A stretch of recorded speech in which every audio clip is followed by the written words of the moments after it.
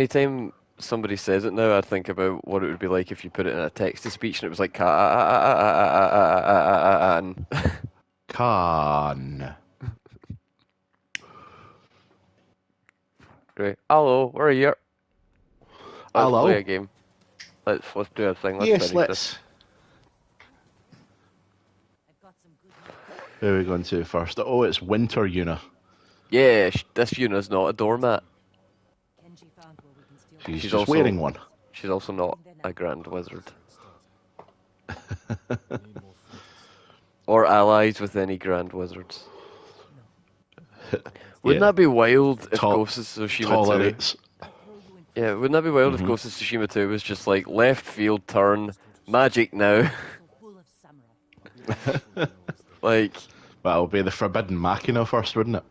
oh yeah, I suppose you're fighting. Like, what happens if Ghost of Tsushima 2 is like Jin has a fever and he's fighting yokai in his mind? Man, after playing through this, I don't know if you're the same, having now experienced quite a bit of it, but I'm hype as fuck for the second version of this game.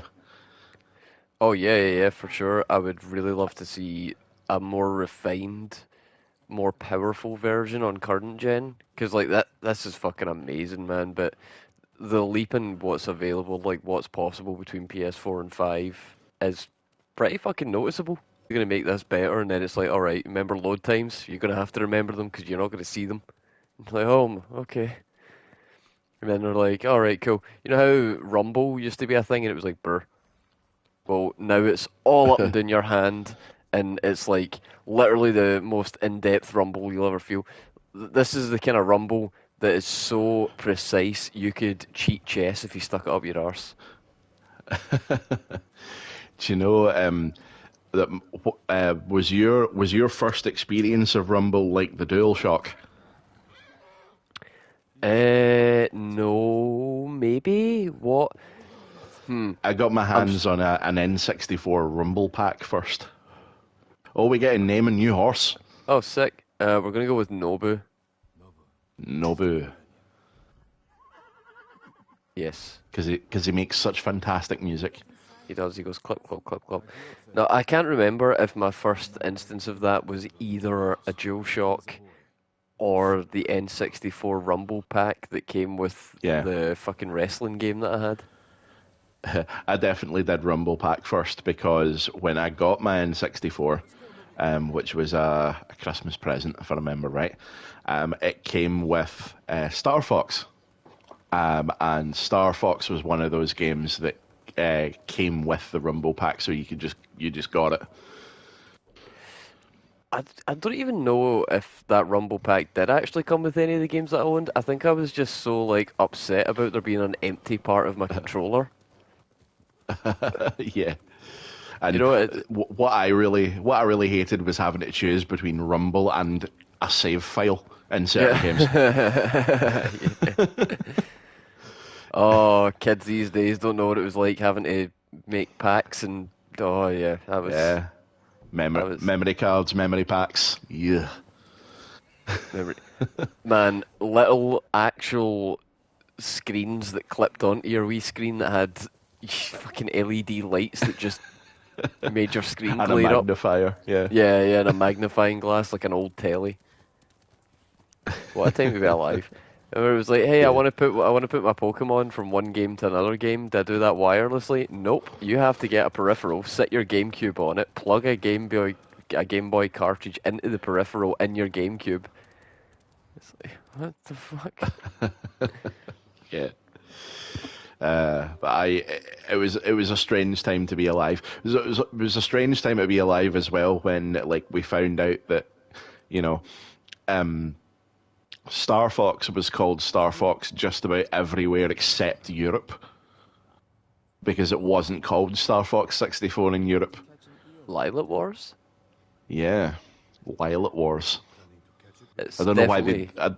I don't know why they thought that Star Fox wouldn't sell, but Maybe it was like we think if we put wars in it, people will think it's a Star Wars thing and it'll sell better instead of being like, no, we trust me, Fox can yeah. stand on his own.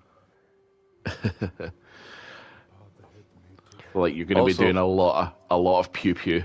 also, these guys are talking English. That is because I played the online and there is no Japanese voice for the online, Oh, so it just automatically reverts everything to English. fair enough. I mean, the English voice cast is actually fairly decent, but for authenticity's sake, you can also do the Japanese with subtitles, which I think is far better. Yeah, we'll switch that back. Oh, there we go. Now I've got control. Yeah. It's just not the same. There you go. Yep. Kanji. And we're not absolute mad lads though. We're going to put the subs on. There we go. All right, so I need to enter the castle secretly. I'm going to sneak in and I'm going to give my uncle a wee love letter that's like, oh, please, I'm very sorry that I disrespected your samurai order, sir. Please, though, we have a common enemy, and I would very much like it if we could hold hands while we ride into battle together. Please, uncle, just like the good old days. Love you, mwah, mwah. And we're going to just hope that he gets it and that he reciprocates. We've told him that if he gets our letter and he agrees, he is to appear before the court wearing yellow garters and suspenders. That's Yeah, right, I made a fucking Shakespeare reference, bitch. What about it? What about it? You think I'm not cultured?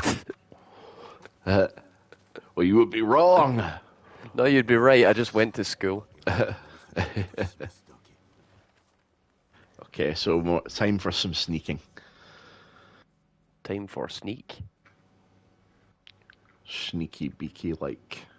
See if it's this easy for one guy to just get into the Lord's chambers, though. Like I know that Jin has intimate knowledge of the inner workings of the castle and all that, but at the same time, like Yeah. just a really skilled assassin surely would be enough to just topple this regime. Yep. You'd think so. And I know this is going to sound ridiculous, but where's the castle? Oh, there it is. Found it. Right. How am I going to get into that? Well, I think there might be a way we can like subterfuge underneath the bridge. I'm not Uh, 100% because it's been a wee while since I've done this. I don't think you can get round this way. yeah, I think there was a wee. Oh, there's a guy there. There Can is. I dive under? Nah, I don't need to. This guy's just doing his job. Let's not assassinate him. Let's not have to. Yes, you could use the grappling hook under the bridge. Yeah, don't swim off the edge. It's sound, man. Jen. Okay, thank you. I think this might be your way up to this. Jen, what you doing? Hang on a minute. No, it looks like there's Oh, no, more no. over here. This looks good. This looks good. Yeah, I think you're right.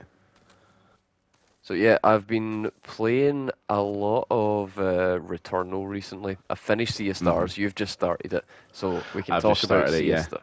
We can talk about Sea of Stars up to the point. Jen, what are you doing? We can talk about Sea of Stars up to the point that you've got to, but I won't be doing spoilers, and I will, as always, be responding to answers as if I had to. I'm only at that point in the game. I'm going to do a little memory trick. Okay.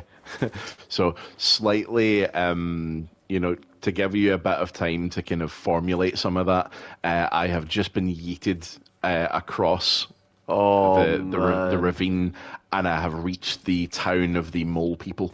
I laughed so goddamn hard. Oh, it was so great. It's like it's It's so the fact that sudden. the trophy's called No Wait.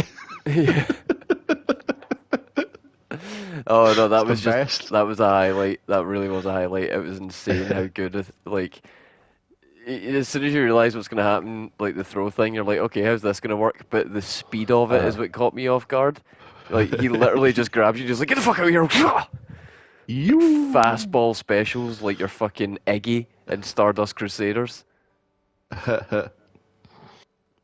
So, so that's where we've gotten to.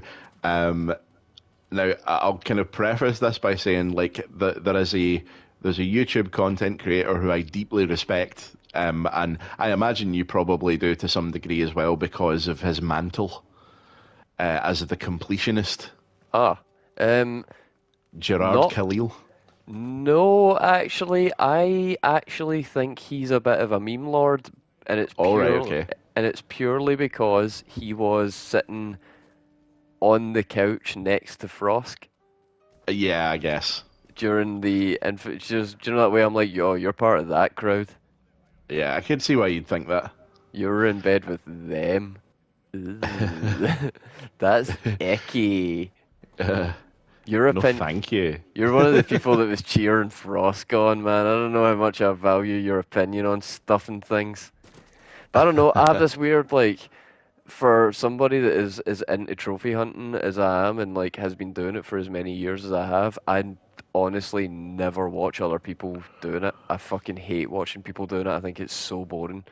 That's why when like originally the impetus of me beginning to stream proper was during the lockdown because we were forced to spend all our time indoors. Uh, Uh, Becca, who I was living with at the time, was like, you know, I've had quite a few people in my life that play games, and none of them do it as autistically as you do. It's honestly something to behold. I don't even enjoy watching games, but just seeing the fucking perseverance of you actually going through this dog shit is unreal. And I think other people might be interested in seeing that as well. And I said no for months because I was like, I don't watch other people trophy hunting. I think it's boring as fuck. So why would anybody want to watch me doing it? it But turns out uh, there's at least 200 of them. but they're never here. What does that mean? Ha! Fucking all got lives Well, and shit. They're we'll, busy. we'll appreciate when they are here. Yeah, we do. We always do. Yeah. But anyway, so yeah, it was one of those things where I was like, I'm never gonna actually do this because fuck that. Who would care? But I don't know. Like, it's So, just one of those things. see, I'm not in the YouTube trophy hunting community, is what I'm getting at. I just don't. fair enough. But the point I was getting to is that he is already earmarked Sea of Stars as potentially his Game of the Year 23. Yeah, no, see, that's another reason that I don't fucking believe him because I played the game and like it's fine. It's definitely an above average like little RPG, but it's not doing anything groundbreaking and we are in the year of our Lord Baldur's Gate. Yeah. Like, are you fucking high, my dude? You're given the RPG that could have came out on the SNES and it just has a little bit more reactive combat than your traditional turn-based combat. And The Game of the slightly more Year nod. polish. Yeah, you're given that the Game of the Year nod when Baldur's Gate exists. Starfield came out this year. We've Uh, got fucking Armored Core. We have Tears of the Kingdom. Like that. This is a pretty fucking heavy duty year, my guy. You cannot be just shilling for something that you want to support because you like it. yeah. I That's mean, not like, objective criticism. That's no, it's emotional. not, but it's not. But like, if from a standpoint of how how you feel about a game and how you report on how you feel about the game, fair enough. There's an element of bias to consider, but at the same time, if something has elicited that much of a genuine response out of you, you know, it's not worth ignoring. It's definitely not worth ignoring, but I think when you're in the position of like giving criticism that could affect whether or not a game is like purchased by other people and stuff like that, like and your reputation as somebody that gives those opinions needs to be intact. It's like okay, if you're gonna put that out there, you have to make sure that it's very clear that this is just my personal pick for what I Yeah, want to be game of the year, but I don't think it's actually like the best game this year because, like I just listed off, there's been yeah. like we had the conversation a few weeks ago of is there even space for another 9 out of 10 this year? Well, the that one of the things that I'm kind of finding with this year is that it's going to be like for the the pick using the brain. It's easy. It's going to be Baldur's Gate. In the fullness of time, I know it will be Baldur's Gate. But if right now it feels like it's got some competition. Because I know that you had a bit of a rough ride with Armored Core, but when I went through it, as I was going through it, I really struggled to. There were things that bothered me and annoyed me about it, but like I really had an awesome time with it. And if Baldur's Gate was not in the picture, it would almost certainly be in the running, and it's going to be a tough one to call. I think that Armored Core, the the feeling that I got from it was that it was like a game that I didn't actually really have to think about in the end. Like I could Hmm. stick it on, rock a few levels, whip through it, and oh my god, who the fuck saw me? I could like whip through it, do a few levels, come away from the end of it, and be like, cool, I got some score, I did some things. Almost like doing a Hmm. run in a roguelite, but you're always kind of like pressing forward, whereas roguelite, you're Yeah. generally just fucking bashing face against the wall until you break through. Yep. But yeah, Like I don't know. Returnal. Yeah, kinda. But this is what I'm getting at. Like, I don't actually know what I'm looking for in an experience that I would call like this season's game of the year because there's been so many different things that I've played that have been really good. But like, there are some things that are just by design going to be better than others, and I think that we can't overlook the studio that has actually done gaming the way that people often wish it was always done. Oh shit. You know, like we always say that we don't want Yeah. microtransactions, we don't want always online DRM, we don't want games to come out in a state where they're not ready, we want them to come out when they're finished, we want things to be given care, attention, love for choices in your game to actually matter when there are Uh-huh. choices, combat to be engaging, characters to be. Depressingly, we want a game that is feature complete, and that shouldn't be a big ask, No, but no. it really kind of is these days. It should be industry With standard, but the problem is that like I was watching a video on this just before we came on. It was the creator of Fallout talking Mhm. about some of the problems that he faced with Outer Worlds, and in particularly the problems that were brought forward by just the people he was working with. And he was like, okay, we're at this point where I want to test some incredibly simple AI stuff just to see if the damage is registering properly and whatever. So I need somebody to code the just simple AI. I just want them to. Oh, hello. I just want the AI to recognize if it has been shot, who has shot it, and then to retaliate. Which Mhm. this guy was like, it's very, very simple AI. And the development staff came back and said to him, 4 weeks. Mhm. And he's like, what the fuck are you talking about? 4 weeks? It would take like an afternoon at most, an hour. Like I could do it in 45 minutes on my lunch break. And the guy's like, all right, let me go and talk to them about it. He came back 2 weeks. It's like it would literally take a lunchtime. But the problem is that because there's so many different levels in this structure, there is like so many different levels of approval and so many different Mhm. levels of accountability that people don't want to take.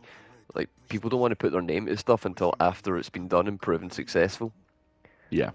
So when he's asking these guys, like, all right, I need you to make this simple code. Well, this guy's thinking in his head, like, okay, I'll put a massive lead time on that I don't actually need, so that I've got all this additional in case anything else comes up and blah blah blah. Instead of just fucking doing it, Mhm. it's just a problem with modern game design. I think it could extend to so many other things as well. Yeah. Oh man, we're getting in fucking hard right away. Jesus. Yeah, we are. But um, but yeah, Sea of Stars so far is it knows what it's about with me because it has given me hella Chrono Trigger vibes. Not just because it's the same guy doing the music, Yeah. but it is that like the way that the game is being set up, like we're gradually being introduced to characters in like a kind of classic RPG sort of way. And slight criticism, and I mentioned this to you earlier on, the two main characters, Zale and Valere, Yep. are unremarkable planks of wood. They are truly blank slates of people. Yeah. And I don't know, I guess that's probably to do, to let you do the thing where you impress yourself upon one of those characters and thereby create a perspective. But the trouble is, there's two of them. And if you choose to play as one at the start, because you can choose who leads your party, of course, you can run about as either one of the two. But it doesn't affect how the other one acts. And they are as generic and sort of bland as possible so that there's no, like, regardless of who you are as a player and who you identify with among the two, you're right. Because all of the work is done by you impressing upon the character because there's nothing there. Yeah, I chose Valere because I preferred the idea of a battle monk to a sword dancer. That was it. That was And it. my choice was much more shallow than this. Mine was, Moongal? No. Sunbro. I see you went for the Solaire special. I was doing the Yes. Rani Yes, I run. did. Yeah. You you were simping for the Queen of the Moon, Oh no, I Lunar just thought it was cool. Princess. I just thought it was cooler. I don't know. You're doing the Darkmoon Greatsword playthrough. Yeah, pretty much. But it was good fun. The combat took a little. It took a moment to get a grips with the like timing of things, but once you get it, it just becomes almost like routine. Yeah, oddly, I've managed to kind of grasp the timing for like the attacks, but the blocks I'm fucking hopeless. I don't S- know what it is I'm missing. Yeah. There's one enemy that I've managed to reliably parry, and the you'll know exactly what the ones I mean. They are giant ants, Oh, those and dickheads. they Yeah. and they burrow in the ground, and what they do is they burrow in the ground, they pop up in front of you, they sort of champ their jaws twice, and then they attack you. And because I've got something to watch for, and that like sort of double chomp, and then the one that hits you, I can time my button press reliably. For me, it was all counting and like rhythm. Yeah. Like when they would start winding up attack, I would just start like I don't know, nodding or tapping my foot or whatever, and on the third tap, just go for it, and that was usually good enough. Yeah. It might be that I'm getting distracted by the music because the music's actually pretty good. Yeah, there is. Um, In some areas, it was a bit like, oh my God, stop, because it was repetitive. But in like the battle theme was fine. There was nothing. There was aye. no music that it played where I was like, the fuck is this?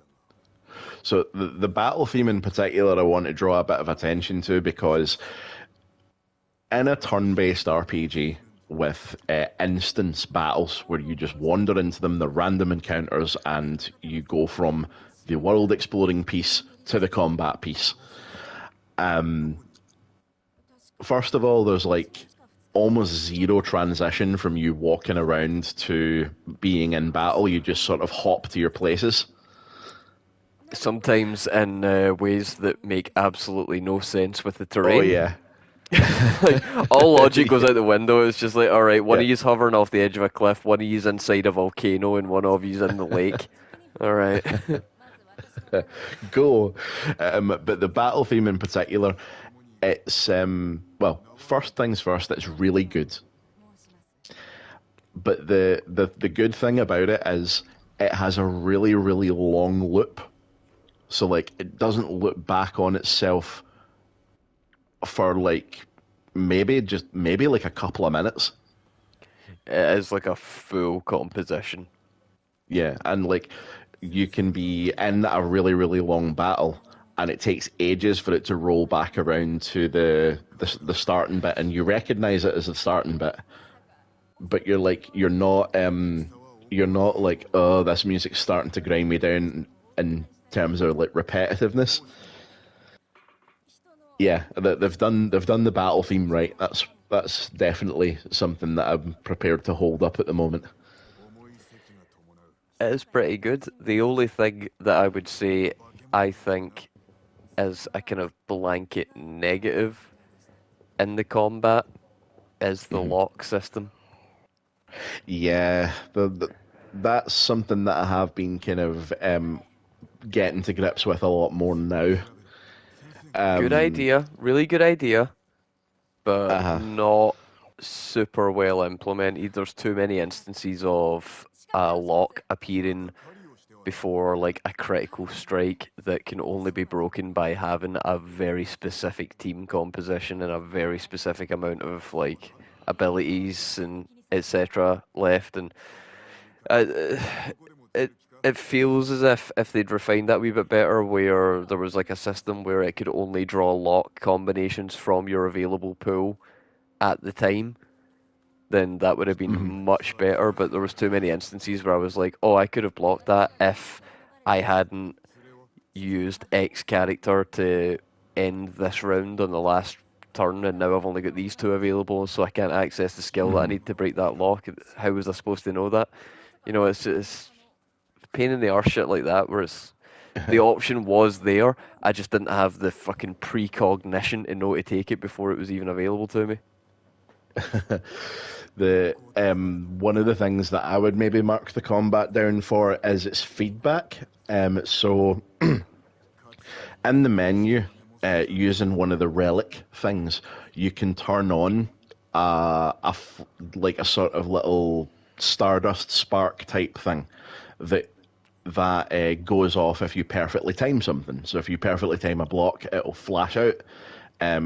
It will show you like it will show you that you've done the thing, and with it off, I kind of like I felt that it was kind of lacking something in terms of flashiness, but with it on, I don't think it's enough. I think like they could have done with even more. I don't know if the combat gets flashier as it goes on, but like Not really. there are some there are some moments like I really like see the sunball thing that Zale can do. Yes. I really love the way that's like animated and lit and like all that shit. Like when it's charging up and you let it go at the right point. I think it's really really good. But I think like it could have done with some like sort of impact flashes or something when you hit with a melee attack. Yeah, Because when they hit, they just feel a bit, kind of. It doesn't feel like you've landed a blow. It just kind of feels as if it's done fuck all, even if it has done a decent bit of damage. there's a character in the game later on, and from the point I got him right up until the end of the game, I was not sure if I had ever once correctly timed a normal attack. Like sometimes Right. extra stuff happened, but even with the flash on, there was no feedback on the controller, no like impact flash or Mhm. whatever to let me know like, yep, that was it, you definitely got it. Whereas like, when Zale or Valair does something and you make the contacts and you time it right, you get the little like dunk, and you can see Yeah. the second hit going in. But this one's just like, I'd, oh, to the I point where I think they didn't could have like using them. they could have maybe done more with the like the haptics or something, but then again that would be a thing that they would have had to develop just for PlayStation, and it is a third party game. Yeah. By the way, folks, if anyone feels that while we're discussing this game that it might be worth checking out, it probably is. And you can quite easily check it out because apparently it's on not just like PS Plus, but also Game Pass. Damn, they didn't want to make money. So if you want to try this for yourself, you can do so under your subscription of choice. It's not bad. It's not a bad length either. I How long is definitely it, by the way? I'm meant to ask you that. uh, pause. Hang on. 2 seconds. Oh, bastard! I deleted it. So I can't even check my like overall time to complete. I think in the end, after doing everything, I was on about 70 hours. So the actual main story is probably somewhere between 30 and 40. That's not the worst. I mean, I've just come off of 70 hours of Final Fantasy 16, 60 hours of Armored Core, and Baldur's Gate is ongoing.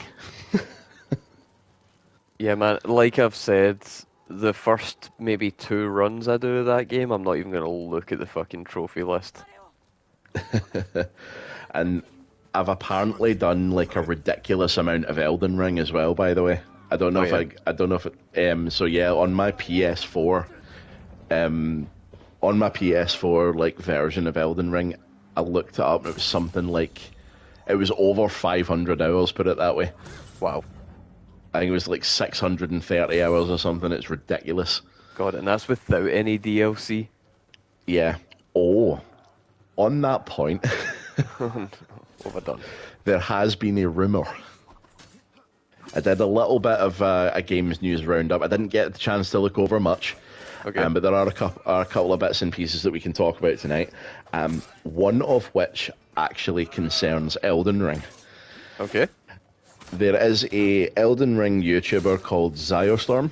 Highly recommend him. Great. He kind of puts out like the sort of like lore discoveries and like in-game discoveries that like a lore channel like Vati and things would do, but it's on a much smaller, like sort of bite-sized scale. Like he'll do like a list of 10 secrets discovered in Elden Ring, Okay.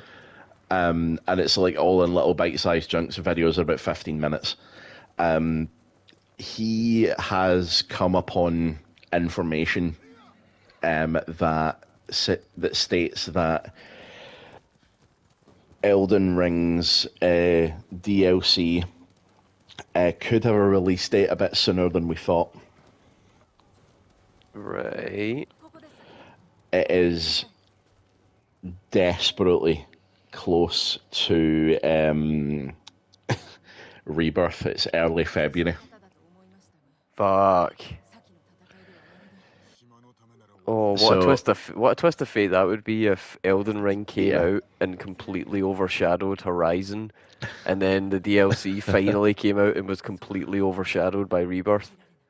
So now you know what it feels like, eh? circular. It all comes in cycles.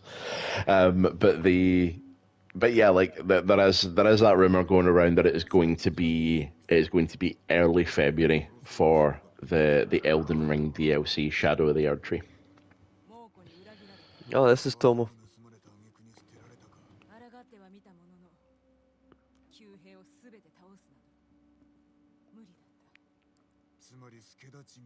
Okay.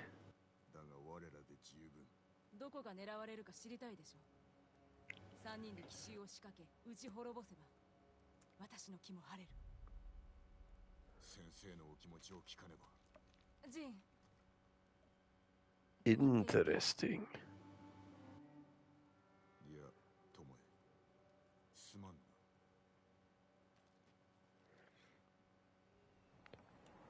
Sorry, Hen. I'm no feeling it. It is interesting that she's not dead, though, right? Well, I mean, I kind of suspected that. Yeah, I It's one mean, of the things, like as soon as a character is mentioned in a game and you didn't see them die, it's like, oh, okay, yeah, it's like bar all over again. yeah. Like, unless I actually see the light leave their eyeballs, then I don't know, man. Like, how many times, how many people? Fucking, have you seen the new Indiana Jones yet? No, I haven't. Oh my God, I'm in no rush. happens. It happens in that. There's a guy that gets fucking annihilated, and then he comes back just like, oh hey, as if nothing had happened. Not even a scar, not even a bruise, and it's just like, what the fuck is happening anymore? What are stakes?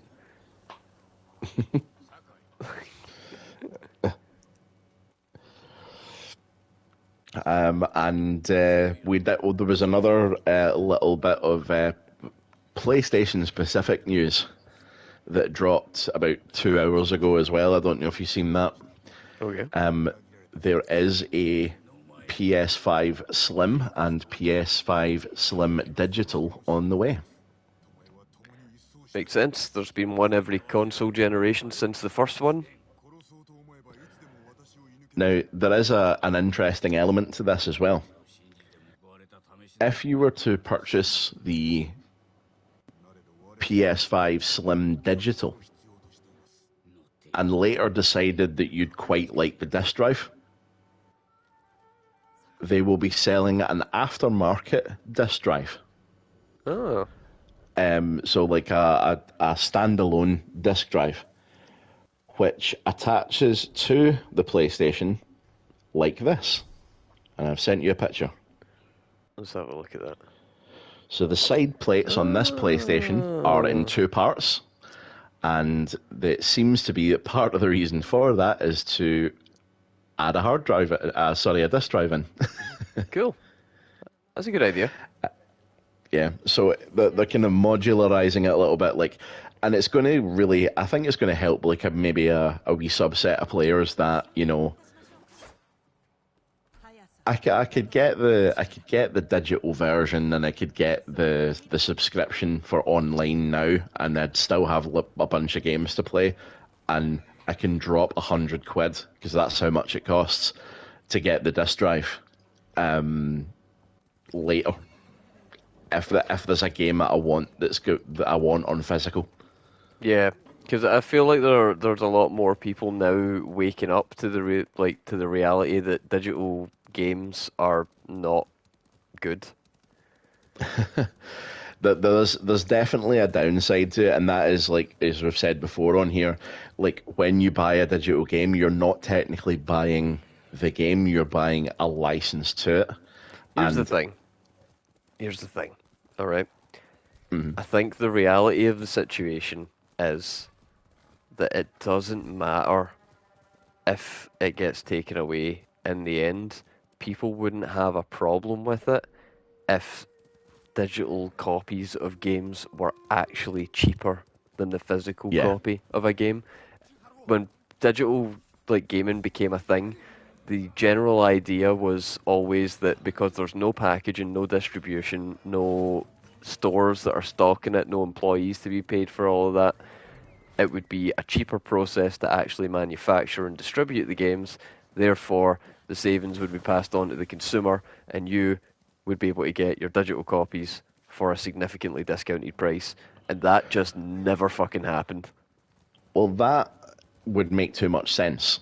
And it would be too it'd be too pro consumer, really, wouldn't it? It didn't even, but it didn't even happen for a couple of months for the courtesy of it. Like, yep, that's what we're going for. Oh, digital platform fee. Oh my God, they were just straight away like, no, same price, if not more, bitch. Convenience tax. Yep, because nowadays you can go and get physical copies, like, you know, sometimes if you're lucky, even like a brand new game will end up on the shelf at like somewhere like CEX or Game Pre-owned And even because then, they'll still be someone 50 quid. because someone at, at that point, like, someone's maybe bought one and then someone's bought one as a gift, and that's that's where that sort of pre-owned copy comes from. But you can still pick that up for 50 quid as opposed to like 80 quid that you would pay on a digital storefront. Yeah, for the digital deluxe edition that comes with a digital art book that will be released on some website the next day, so I Yeah. could just wait. Like, who cares if I've got access to pretty pictures while I'm playing the game when hmm I've got like a high resolution monitor? hmm the slightly more insidious one these days, I don't know if you've been like hit with this at any point, but um, Baldur's Gate did this, which surprised me. They decided that if you were to buy the digital deluxe edition of Baldur's Gate, you could play it on the 2nd of September rather than the 6th of September, like all the other plebs. I mean, that's It's paying for early access, pretty much. I don't really have a problem with that because like I'm not one of these freaks that has to play the game on the day. Like, the only reason I would want to play Rebirth on the day of launch isn't because, like, if I don't do it, I'm going to have a fucking seizure and cry and all that. It's just because I don't want some asshole to spoil it. Yeah, for sure. But, like, that's the main reason to get stuff on the day of release. But if you can manage your social media and not get yourself spoiled, then, Yeah. like, who cares? That is absolutely what I did, like with FF7 Remake, actually. So I was um, I was messed around by Amazon with my pre-order, and I pre-ordered to get it on release day. That's all. That is, to me, that is the purpose of pre-ordering something, Yes. that you get it on the day of release. Yes. And If not they were before. exactly, and if and they were kind of getting ready to push my order back by like a week, and I was like not having it, and so I had my order cancelled, and I did decide to get digital for Remake because I could play it right away. Yep. Because round about the time that Remake came out, we were deep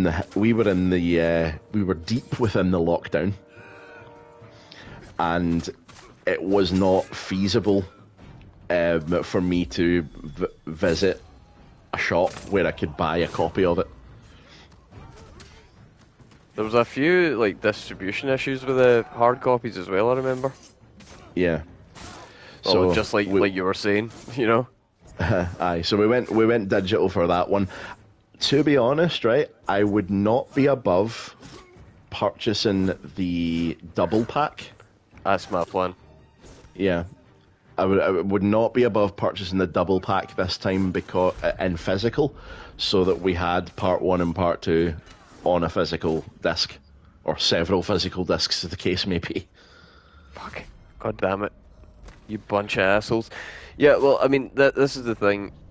We exist in the age where getting rid of digital games and digital licensing and stuff like that, it's a known issue, it's a problem, and the only way to counteract it is to own a physical copy and to hold on to your consoles past their life cycle until they Yeah, become fucking relics like the PS1 and all that.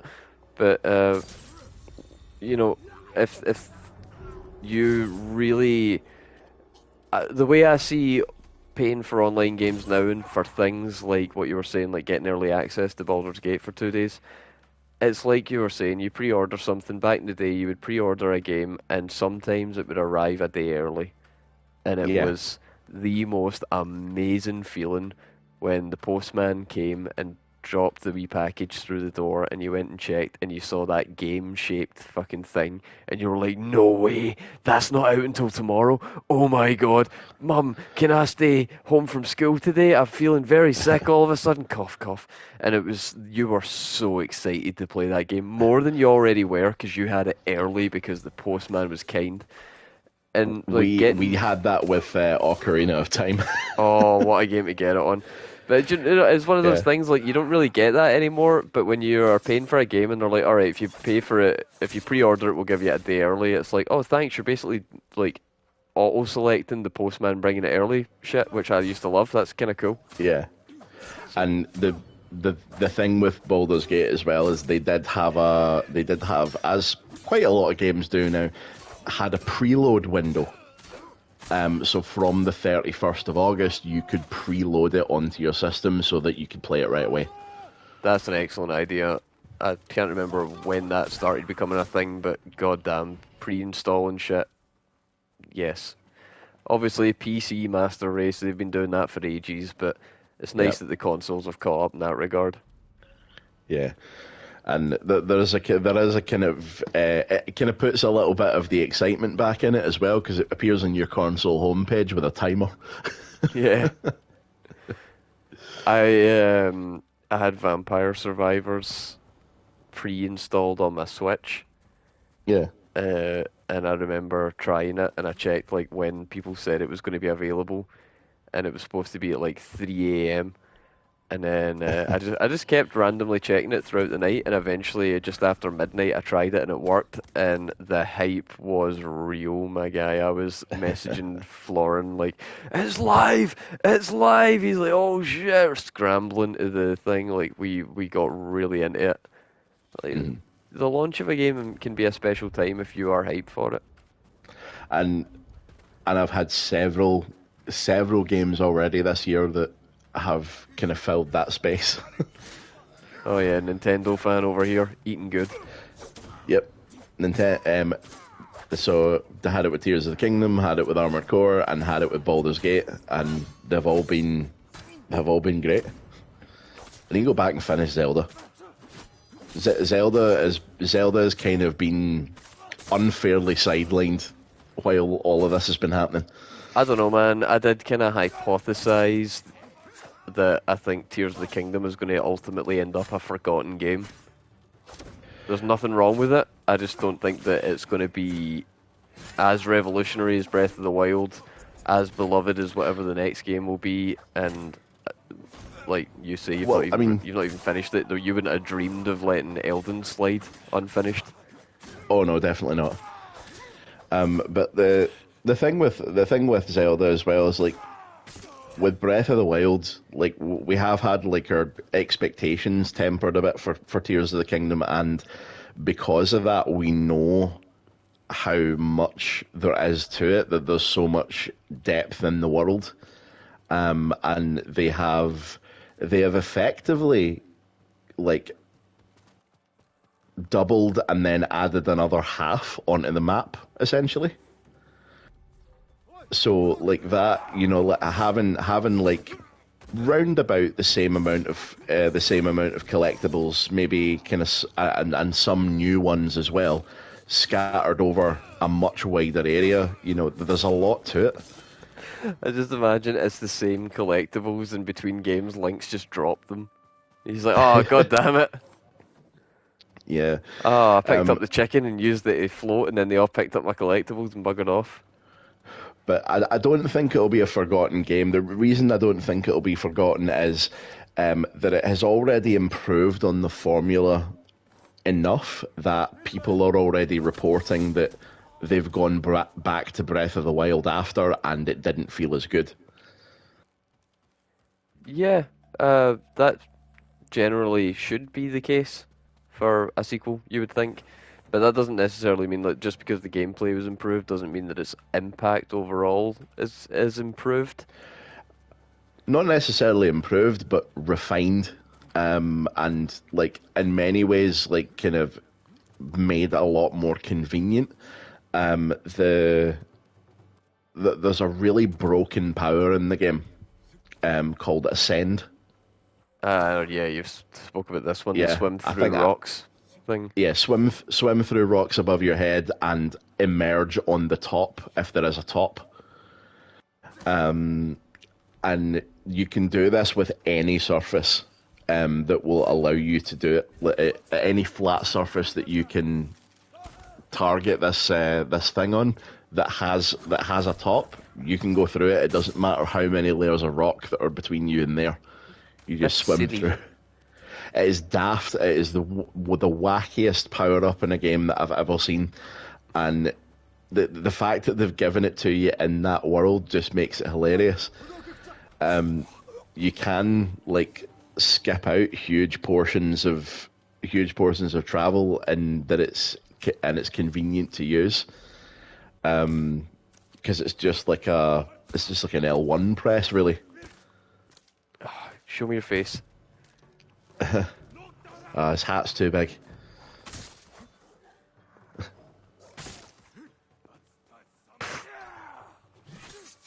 Your dogs are shite. In the corner. There you go. Hold that. Let me just grab the Predator hides if I can. I did a count earlier on. I need like 110 more to get all the upgrades. It is a shit ton of stuff. Records, artifact. Oh, this place was very profitable. Mm-hmm. Everything's nearly done as well. Banner. Many Oh, spoils. shit.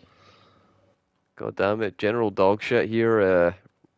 Yeah, he's been hoarding. Right, there's one more banner to get.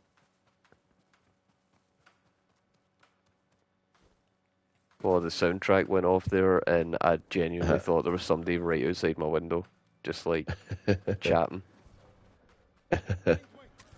That's immersive, right? Nope. One more. Nope.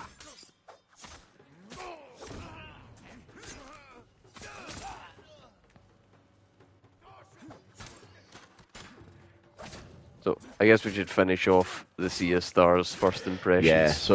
So yeah, that's where we had gotten to, where we're kind of talking about the combat, and there's a few things we could think about it. But I'm going to go back to the characters for a minute. Okay. Which is where we kind of where we're talking about Zale and Valir at the beginning, and there is a character that I have sort of resonated with a lot more than those two, and that's Garl.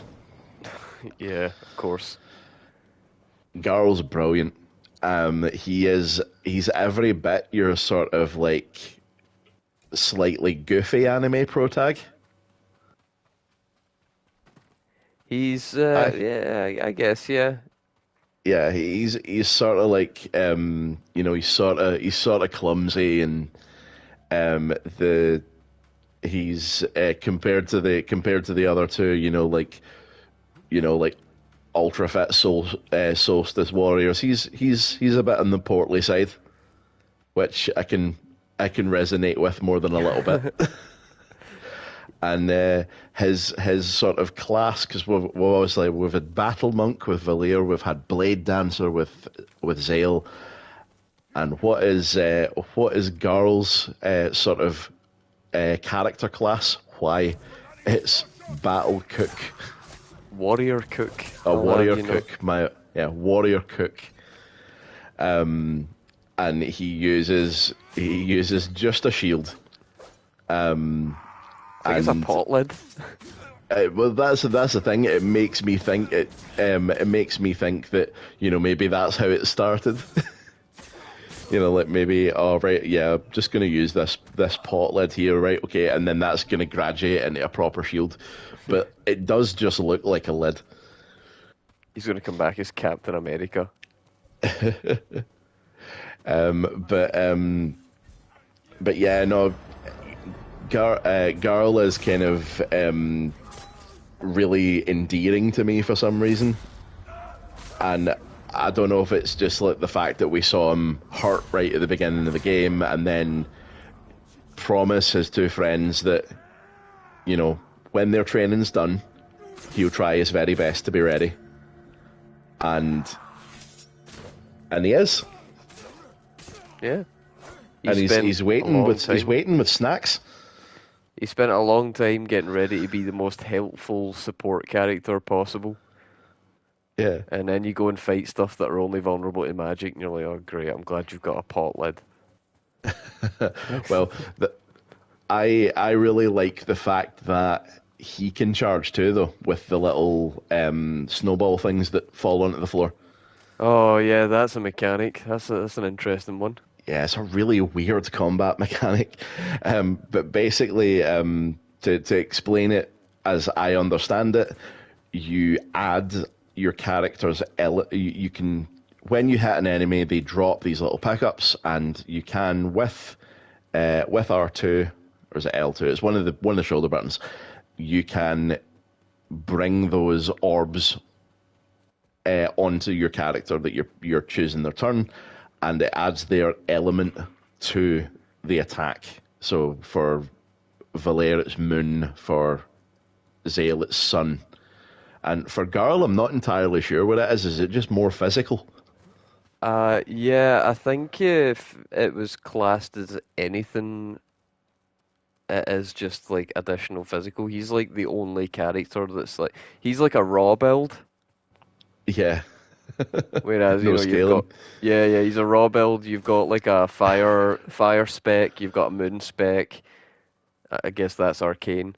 You've got Yep. uh you've got your later on stuff and things.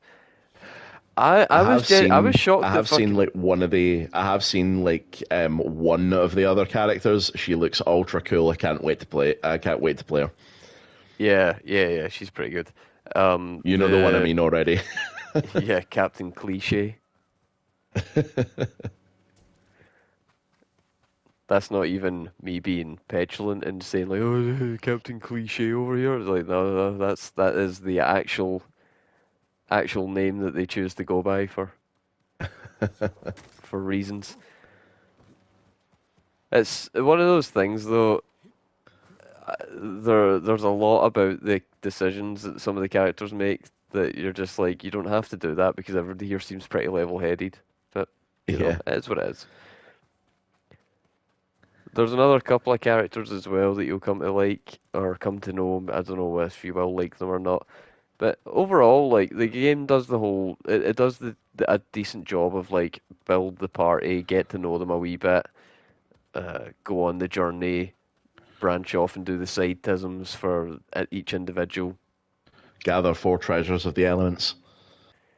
Something like that.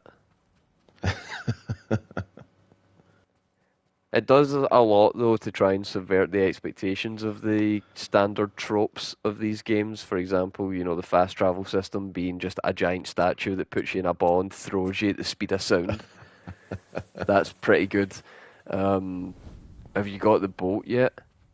No, no, not got the boat yet. I am at the. Is it mole people or rat people? Yeah, the mole dudes. Malcolm Muds Yeah, you're going after. yeah. Malcolm Mudd's my next target, actually. Yeah, Yeah. It's an interesting wee stop off. There's a couple of bits in that town that you have to kind of run into the shops and go behind walls to get to secret bits. That's another thing the game does quite well is this proper like RPG exploration bonuses. Like you actually get rewarded for going around and looking for shit. yeah. Like, there's already stuff that I've found that I've Was not been able to interact with, yeah, and I'm like, I need to come back here later, don't I? which is almost annoying when you think about it at the early stages of the game because when you're actually traversing the world map, your character moves so fucking slow. It's annoying. Right, I need to go to the toilet. I'll be right back.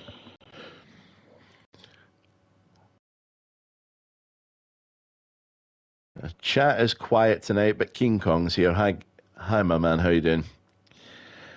Um, we are talking. If you've just joined us, we are talking about Sea of Stars, which is a game that Dargo has just finished, and I have just started. And it's available on Game Pass, and it's available on the PS Plus as well. So if you kind of like the sound of it, you can probably pick it up. Um, it's um, it's kind of very much if you've not seen it, it is like it looks a lot like Chrono Trigger, and like Final Fantasy VI and games of that style, where kind of Octopath as well, I guess, but one of these sort of like high high def pixel art sprite type RPGs. And I it's it's ultra charming. So I just here's noticed that King Kong's here, and I'm bringing him into the discussion. oh, hey buddy. So here's something that mild spoiler for a later on for a feature of the game, but nothing that you wouldn't have expected, knowing that you've played RPGs before. Something that Yeah. Sea of Stars does better than FF16, believe it or not, is Sea of Stars does actually have a minigame, a recurring minigame that you'll unlock quite shortly. Oh, nice. I actually quite enjoyed it. Cool. And I must just to add as a little side point there, um, I am I am happy to hear there is a boat. But the question is, do we get to steer the boat? I am not going to answer any questions to avoid further spoilers or implications. All I was saying was that there's quite a fun wee thing to fuck around with. But yeah, the minigame sounds good. I am really hype actually for you to see the little minigame in uh, remake Intergrade. Oh, the cause, not the Fort Condor one. The Fort Condor game, yeah. Yeah. I think you're going to be quite into it. Um, and we have said almost nothing about it on stream, so as to let you experience it as organically as possible, and I'll keep it that way. Yes, we'll play it together before the release of Rebirth, but I think before that Yes. we should really do our FF8 play. All right. Okay. I'm down for that. Given that we've just finished a Final Fantasy on that we've been doing on Thursdays, I'm curious to see what you two are doing next. Same. But yeah, the Final Fantasy VIII playthrough has been a long time coming. Yeah, it's been threatened for a while now. Are we at least playing the remastered version? Oh, yeah, I think we've got to. Thank you. And I'm sure the eyes of anyone watching will thank you also. I mean, it does mean we'll miss out on one of the best memes from the series, but it's fine, it's fine. The most handsome boy in the room can actually have some texture. Ah, the best looking guy here. Yeah, he can actually have some textures this time round. And it'll make a bit more sense having Quistis actually look like a human being to Yeah. explain why everybody on Earth is so thirsty for her. Except from that one cutscene we get where she scowls at you through the glass. Speak for yourself, man. I'm one of those people that saw the "Don't bully me, I'll come" T-shirt and thought, "Yep." That's all I'm saying about that. Hey, look, I'd look just like the enemy. Wouldn't that be great if my uncle showed up and I'm like, "Hey, uncle."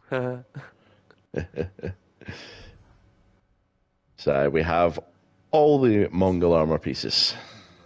That's pretty cool. I like the mask. They got some style. What does it do though? And I think yeah, so like this, so you can walk freely through Mongols out of combat, and yeah, just health and damage reduction. That's pretty sick. I don't want the headpiece, but I definitely want. The Okay, mask. the mask maybe a wee bit silly when it's on its own. Let's see how it pairs with other stuff. Oh, okay, not bad, not bad. Oh, that's not bad. That I don't know. No, it just looks a bit silly to me. That's not bad. Yeah. That's hysterical. That's even worse. Do you know? See, because it's like kind of slightly kind of like bestial in appearance, you look like one of those Keyblade masters that have the animal masks. Yeah, yeah, I do. Oh, that's really funny. Right, come on, I've got to find. There's got to be something that's just shit enough. Except for Mercer's because his is a unicorn. There, now I've got the headband in my eyes, and let's go for the Fundoshi.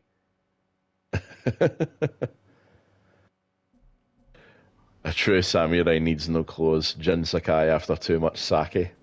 Let's go. This is the wrong terrain to be doing this, Jin. Is this going to be a? I take it this game isn't like Baldur's Gate, and people aren't going to be like, Jin, why are you in your pants?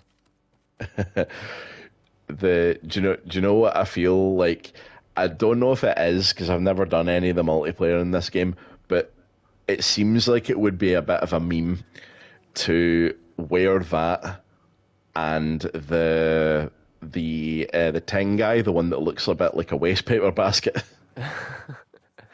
Yeah, I did. As soon as I saw that, the first thing I thought was, let me solo him.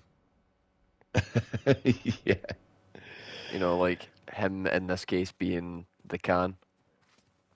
Mhm. That's how I want to show up for that fight. The question is like, that this is like with like the Elden DLC kind of potentially on the horizon. Like, what kind of horrible bosses do you think we'll get this time? And how many will Because, be recycled? well, I mean, if we're taking previous Souls as like a marker in terms of how many bosses we're gonna get, I mean, like Dark Souls 3 had what, six, five? What? Had it had well, I mean, well, across the two DLCs you had the Grave Tender's Wolf, Frida, the Demon Princes, the the Spear of the Church, Dark Eater Medea, and Gale. So yeah, six. And then Bloodborne, you had Ludwig, Living Failures, Maria, and an Orphan of Cause, and Lawrence. Yeah, Some five. some some say Cosm. And Sekiro got none, as far as I know. It just got a boss rush mode. It's what everybody's always wanted for Dark Souls. And well, I mean that kind of leads us neatly on to Elden Ring. So I mean, I think we'll probably get somewhere in, I would say somewhere reading of like half dozen to a dozen new bosses, a handful of which will be unique, in the sense that they will be named big deal bosses, And I think if you remembrances. want, I think if you want to have an idea of what's coming up, you just have to look towards the usual inspiration for these kind of games. Berserk, what have we not seen yet? Because if you name something in Berserk at this point, I'm almost positive I could tell you where it is in Dark Souls or Elden Ring. Yeah, it is. Yeah, it's no secret how much it's inspired by it, for sure. I mean, like look at the logo for Bloodborne. Right? That's absolutely a brand of sacrifice. The Hunter's Mark. Yeah, okay. Yeah. But it goes deeper than that. There's so much more. Like, do you know that Ludwig himself is modeled after one of the most infamous moments in Berserk? Ah, yes, the horrible horse. Yes, yes, the bad steed. So like even that is on the table, so anything can show up in it. We've seen the snake count in Sense Fortress. We've got just Godot straight lifted and placed into the thing. Farnese is in it. Uh, Yeah. fucking Shirke is in it. Now, I'm pretty sure, is it not Farnese's helmet that That is essentially the Clean Rot Knight? no, Farnese is essentially Melania. Oh, right, okay, yeah. So, who else have we not used yet? Who's not appeared? Well, I That's what mean, we got to like, ask ourselves. from an Elden Ring perspective, the the sort of perpetual unchild in the room is Mikola. We need to explore more of that character because he has been conspicuously absent except in a big cocoon. So, what I'm getting right away from that, in a big cocoon, Hmm. I'm getting the eclipse, I'm getting Griffith Ascension Ceremony into Femto. So I'm thinking that Yep. Mikola is going to come as some sort of Femto-like being, Hmm. probably with wings.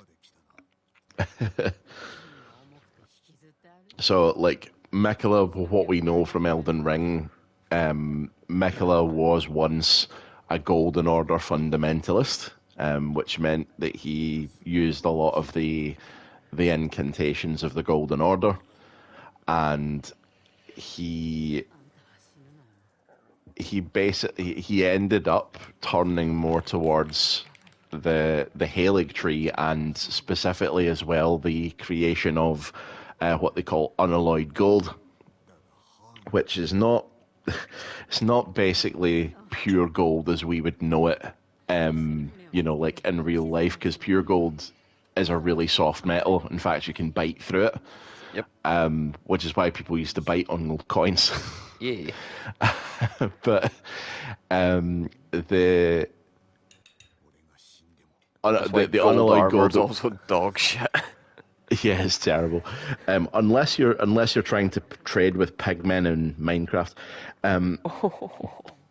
But the unalloyed gold that we see in Elden Ring, it's essentially like orichalcum, mithril. Choose your magical metal I as think appropriate. I think you'll find it's pronounced Mithril. Yes. Fucking sharp Gandalf.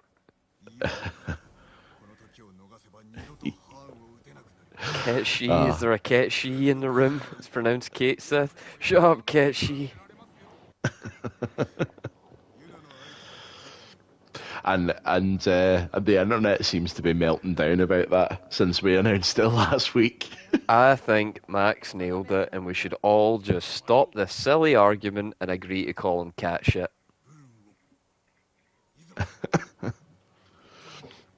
Well, he is a cat and a bit of a shit, as we've seen. And he used to be shit, but now I don't think he's gonna randomly game over you. Yeah, I think, by the looks of what we've seen already, he actually looks really fun to play as. Yeah, I really can't wait to eat Air's bubblegum and shoot hype beams. It looks amazing. It makes you wonder as well, like, what else are they going to do with him? Because that, I would never have guessed that would have been an option. So, like, think of the synergy attacks that you might get, with Kate Sith. Like, that's not what I would have expected or what I would have said if you'd asked, right, what kind of team attacks is Kate Sith going to have? Yeah, man, there was no way I would have gone with, like, he's going to be a bouncy fuck that shoots hype beams and stuff. Like, I genuinely thought he was just going to be, like, a support character that, like, I thought originally he was going to be a support character that could mount other characters and provide a buff. Like, Right. if he was sitting on Cloud's shoulder, he could use like HP shout and heal you while you were doing combos, or if he was on the Naki's back, he could use one of his other commands to buff the party or whatever, you know? If you put him on Barret, he gets more defensive things. Oh no, and he's Scottish as well, so he'd say, "Here, Anaki, want tiki is a baki." Oh no.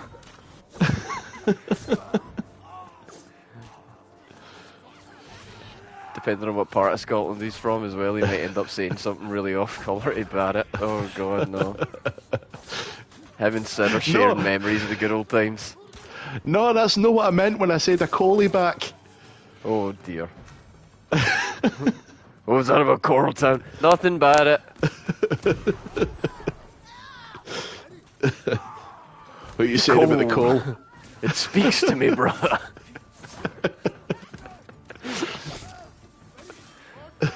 Like in my head canon, Dine was just a very naughty boy, and he always got coal for Christmas, and he just loved it.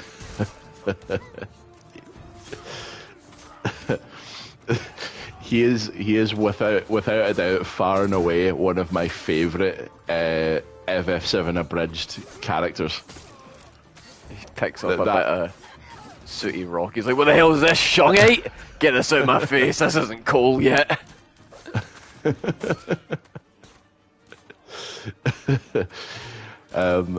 Yeah, they just nailed it. Yeah. But yeah, like I mean, that's a character I'm kind of looking forward to seeing. I mean, it, is it going to be? I mean, like you had a really interesting theory with this, and I want to bring it back up. Is the guy that we don't know in the trailer, in the story trailer that we got, the guy that we don't know who's in the black cloak at Junon, could that be Dine? And could that be like he is the black cape man that we've been chasing, but thinking it might, thinking we might get a false lead that takes us after Sephiroth, but in fact it's not Sephiroth we're chasing, it's Dine. Well, that would be interesting because it's chasing the Black Cape Man that leads us to the Golden Saucer, and that's where obviously the Barrett frame job happens. Yes. Which, I mean, do you know that way? Like, if there's an eyewitness enough to go, he's got a machine gun for an arm, you would hope that they would be able to tell the difference between Barrett and Dine at a glance. You would hope.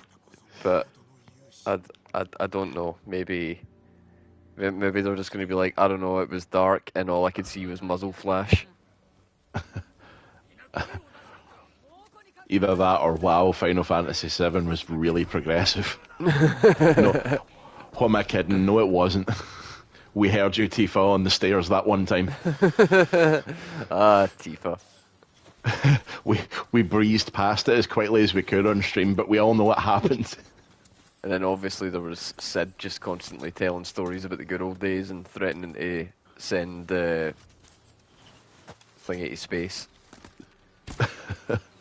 One of these days, Shara, bang, zoom, straight into the side of Meteor. Are they gonna make Shara a girl boss this time? Uh, I don't know how they're going to handle that because she is a really interesting character. You know, she's obviously got a lot of brains and equally as much heart. Yeah. So I don't know if they're going to go for like the sympathetic uwu girl that everybody's going to fall in love with, or if they're going to make her just storm out there and be like, "Sid, if you didn't have me, you'd be dead, Yep. repeatedly dead." Yeah. I do want to see a bit of a redemption arc for her. I'd like to see her. I'd like to see her kind of well represented as a bit more of a bit, given a bit more space to be a character. Yeah. Right. Where the hell am I supposed to go here? Oh, down there. Nice. Because I shot about, I used all my arrows and the game wasn't telling me I was a good boy, so. Hmm. Uh, I don't want to fight both you guys right now. Ah, fuck it.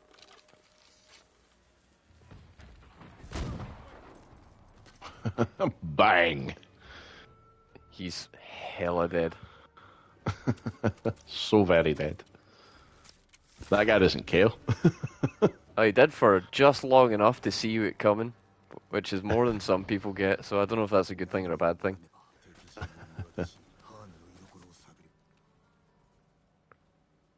Oh, Jesus, that's a lot of dickheads. Just run up and scale them all. Because you've got a terror thing. That's true. Hello, assholes! Bam! See you with the big shield? Guess what? You're next. Bam! See you with the wee shield? You passing the hospital on the way home? Get that stitched! Bowman! How about no man? Because you're dead. There's no man left. Yeah. Oh, you little hang on, lads, hang on. Come here. Wanker! Shoot me with an arrow. I'm in the middle of a rumble with the lads and you're coming in like Billy Big Boss, swinging your fucking arrow at a distance. You're like one of these guys with a gun. It's like, oh, I'm such a badass because I've got a gun. I can just sit and go point, shoot, click, at a distance. Like, shut up, I've got a sword, man. Come here. I've got a sword. Get over here. What are you gonna do? What are you gonna do when there's not a distance in between us? What are you gonna do when the wind picks up? Nothing. You ain't gonna do shit. Meanwhile, wind picks up. I don't care. I can just run through it because you know I'm like a guy. Sword doesn't run out of ammunition. Well, it does get blunt. That's kinda like running out of ammunition. I guess. What happens when a sword gets blunt? What does it become then? Because you know, like when an axe gets blunt, it becomes a hammer. And if you Club, sharpen I guess. if you sharpen a hammer, it becomes an axe. Yeah, I guess. Yeah, club. Yeah, that makes sense. That doesn't offend my brain. Yeah. Answers on a postcard. Man, remember when that was a thing? Did you ever write into any? Did you ever write into a TV show? I'm trying to remember. I think I maybe did like I think I might have done like Art Attack at one point or something, but it never got read. Oh, that armor is sick. Yeah, it's pretty sweet. Fucking art attack.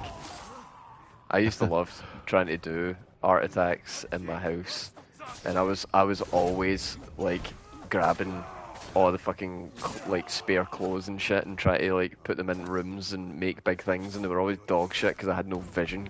Fucking aphantasia, but you don't realise that when you're away and you just think you're shit.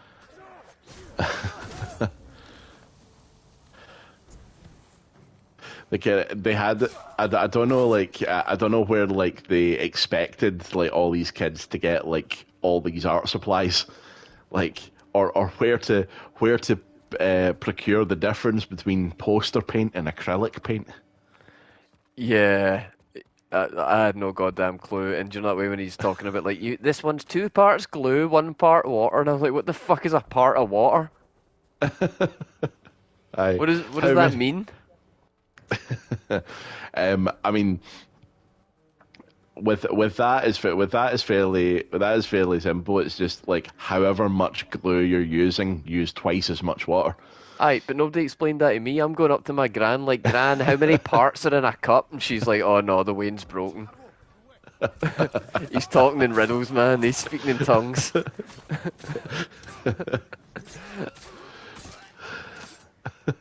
He's lost it. He's gone off the deep end.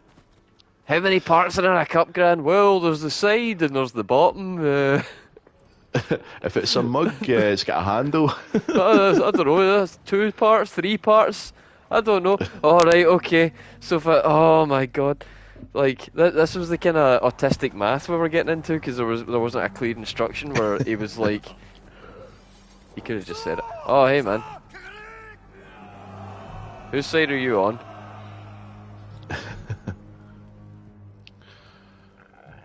Hey, Beeb, how's it going? Hey buddy. You missed our breakdown of Sea of Stars. Yeah. Did you play that? What did you think of it? Bebop's playing it right now on his channel, which anybody who hasn't seen it yet should go check it out and also subscribe and also watch regularly. Very good stuff, good content if you're interested in seeing all the games that you see popping up on the sales all the time, but you're like, who the fuck buys these games? Who would play that? I wonder if that's any good. It's Bebop. He plays them. He'll tell you if they're good. And we were just saying how Dargo's just finished it, and I've actually just started it. I'm 3 hours in, and I'm in a village full of mole people. I got the platinum. Yeah, you did. Let me tell you, it was not one of my most favourite platinums to get, but I did it. Oh, is there a few dodgy ones? No, man, there's nothing dodgy. It's just that how to talk about everything without getting stuff away. When you are in the collectathon stage of the game, you know, like the end game sweep up where you're just trying to get everything and do everything. There is something in the game that assists you in like knowing where to go, but it's incredibly fucking annoying. Like, okay, it actively fucking bothered me. You'll see when you get there. Fair enough. Are we getting a bit of love for mole people in chat? Right. I've not had much of a chance to interact with them yet. I've just arrived at their village. They've been panicking about some mud wizard, and I'm gonna sort them out. The whole place there was like it's charming. They've done a lot to give each place its own kind of charm, but you know that way it's like, all right, I know there's going to be a fucking water place, fire place, earth place, snow place. Let's go. Like this is like a very paint by numbers RPG where they've just taken all the paint by numbers bits and going, but we're aware that we're painting by numbers, so we're going to make some little meta commentary on that for your amusement, and sometimes it hits and sometimes it doesn't.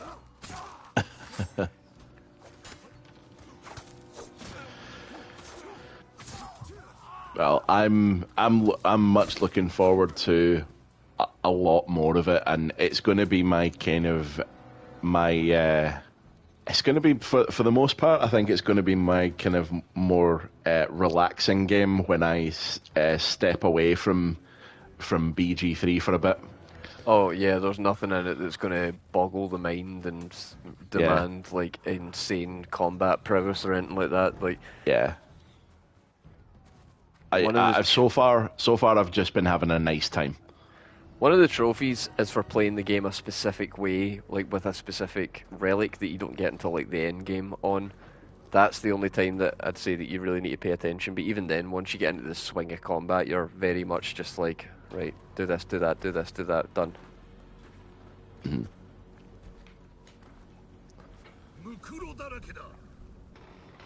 Here he is, the big guy.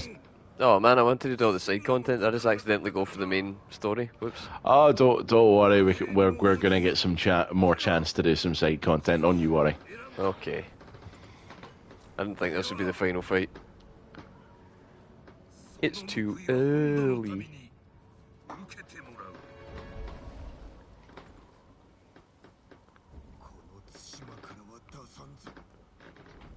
My name is Jin Sakai. You gave my uncle a very bad month.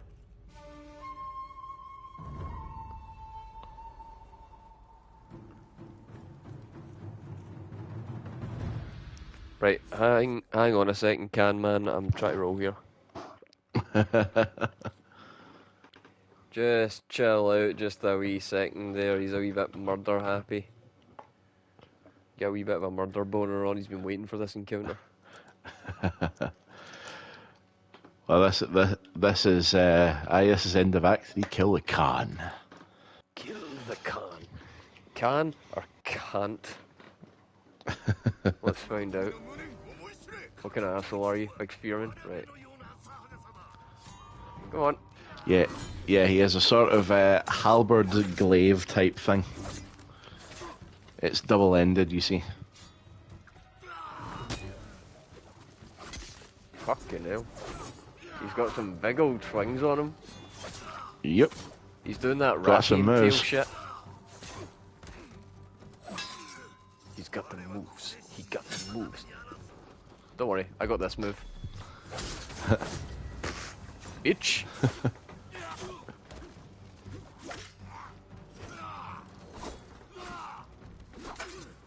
Guess what, dude? Jen says, bitch!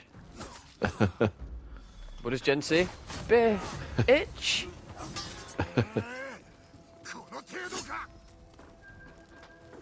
I'm weak now because I've used up all my resolve, but I'll get some back, man, don't worry. Your powers are weak, old man. Hey, hey, hey, hey. Less of that, you. Here. Hold this. Hold that. Ah, dickhead. Is there any, we should really look for, like, Reddit hate for this game. I think it would be super interesting to see how salty people get about it. Well, I think for the most part this game's quite well liked, but I can certainly look into it. Oh, you Oh, he's big cheeky crying dickhead. off. Oi. Ow. Here, hold that. Jen, shift your tits. Holy shit, there's a big lad.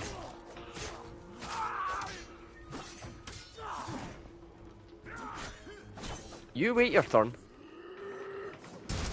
Ow. Oh, right into that shield there. Yeah. Oh, right, okay, that's me now, 2 people.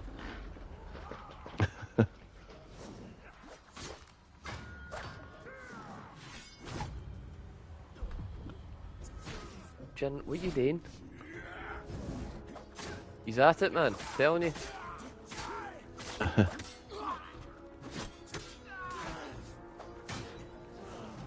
Oh, right, you wait your turn.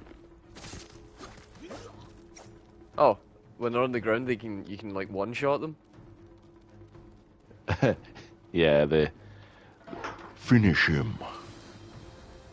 Oh god, look at all these assholes. Was he teabagging? Was he emoting to like disrespect me on the way over? What the fuck? Did you see that? I don't think I did. Yeah, like I was looking up the Reddit. I swear that one dude was emoting and he was just teabagging. Oh no, I slapped that one guy so hard he went into a cutscene.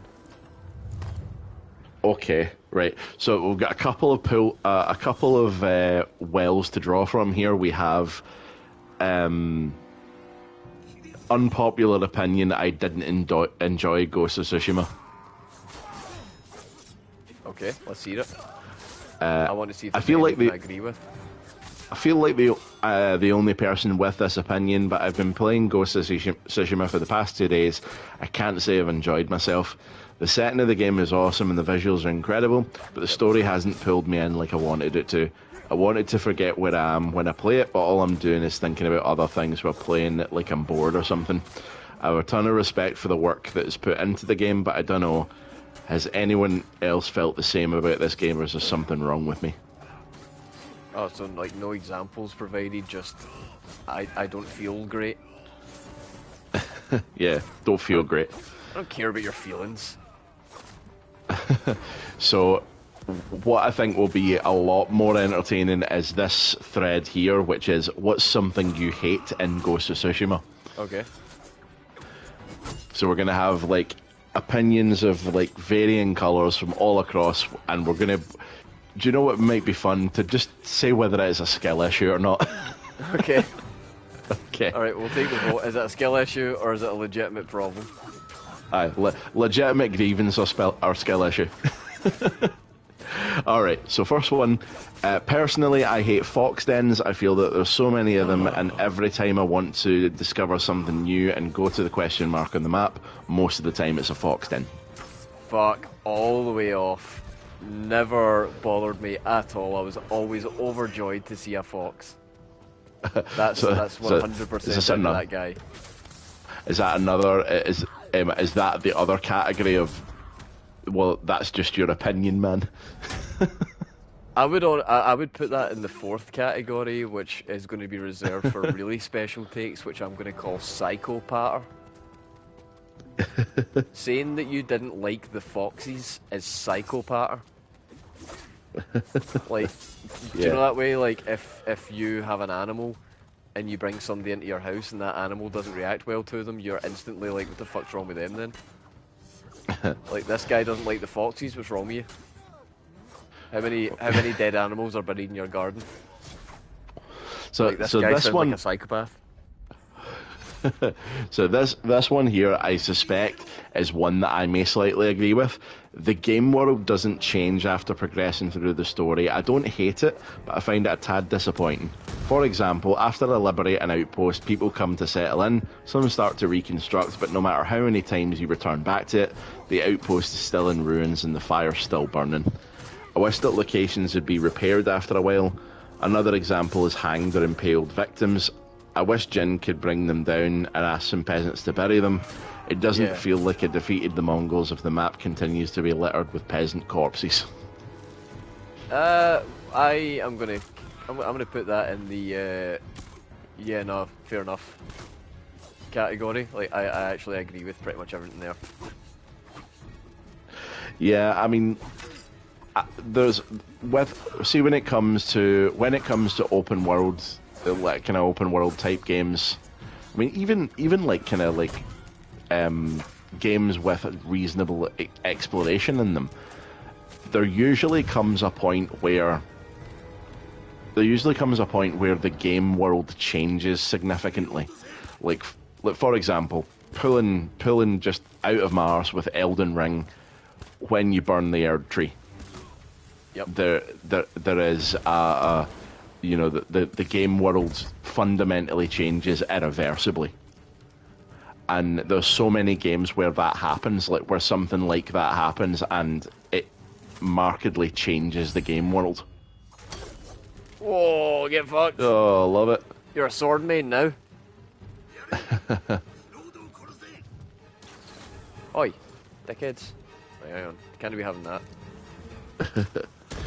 Oh, I can't get up there. Shit. Right, okay, I get the challenge. Okay.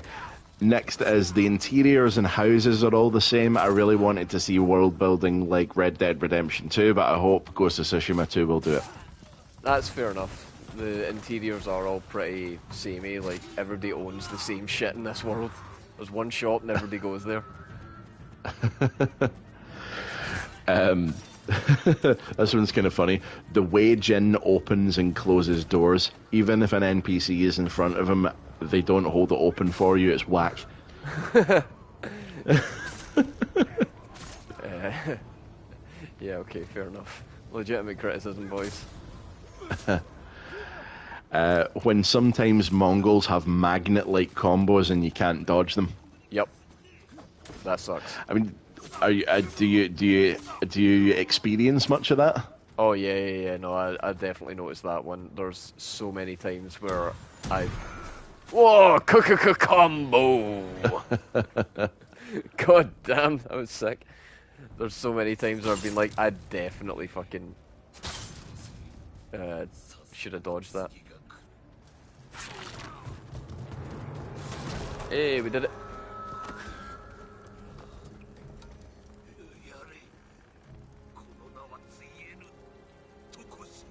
Yes, that's true.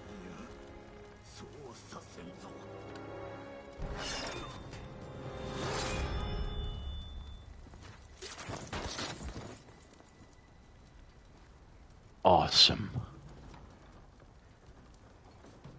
Nailed it.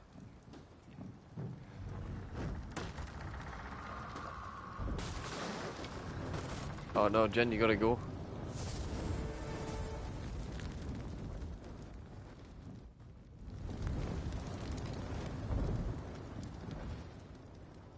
Headbands. There were so many cool helmets, hats, and masks they could have added, but it's always another headband. Yeah, okay. Yeah, I feel like if we had one headband and just a colour changing option at like the die guy, it would have done a lot of the same job. Okay, really topical one considering what's just happened. The boss fights are lackluster, specifically the one with Khaaaaaan. I mean, he's supposed to be the final boss. I expected a little more. The game is a lot of checklist gaming. The side tales are a bit of a drag at times. Um, So that's kind of two. yeah, I mean, I feel like the game really doesn't deviate from its central combat, which is obviously like a huge draw, a huge focus of the game, and I don't feel like Hmm. it ever really takes the time to elevate it in any meaningful way in any of the main encounters, except when you're learning new abilities. But like something Tell there you what I would have loved.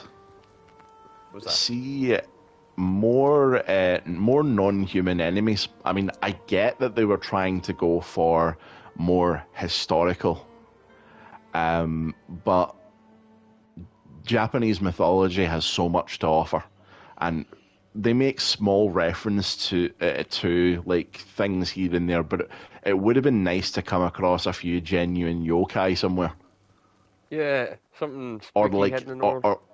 or like to see the signs of one. Like we get that quest, like midway through the game where you get the rumor that there's a kappa around, Yeah, and it's actually just bandits. But like, would have been cool to like discover that actually it was a kappa, or actually that guy who ambushed you on the mountain was actually a tengu and not just a guy in a mask.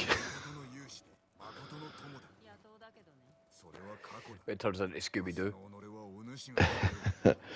But yeah, I would have liked to seen just a wee bit more mysticism.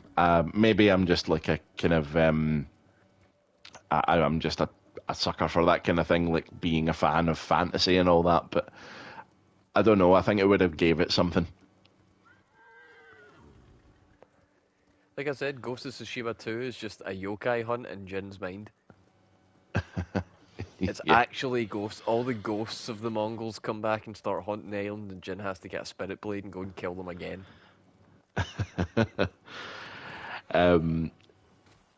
I wish we had more customization for Jin, change his hair, hoods for armor, do more accurate shinobi builds. I personally hate the Mongol flashbangs, can't see shit after them. So that again, that's someone trying to fit two in there. I think the Mongol flashbangs are great. I love the visual effects that it plays with in this game. Like when you're poisoned, things go blurry and shit. Oh shit, his uncle challenging me at a square go. Oh yeah.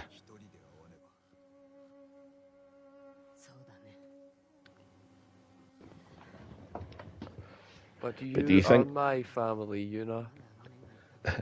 do you think that more outfit customization would have been good, or do you think there was enough? No, I kind of agree with this one and the last one at the same time. I think that they spent a lot of time making headbands when it would have been cool to see kind of other stuff. Um, some more Oni masks and shit would have been cool. No, there's only a couple.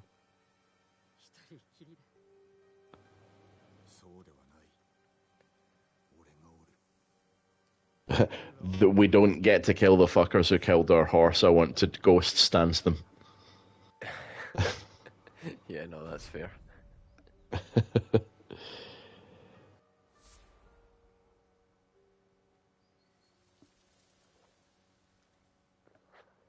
Tailing missions. Can devs please stop this crap? Agreed. Tailing missions and escort missions, I'm done with them. I don't want to have to hold any more dumb NPC hands.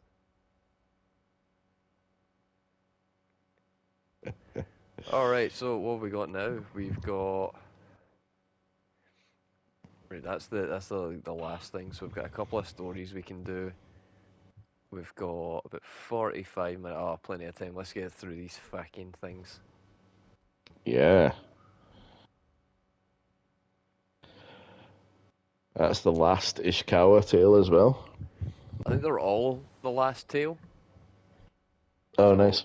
last Ishikawa, last Norio, last Masako. So yeah, we're almost done, and then it's basically just like the collectathon we'll do the final.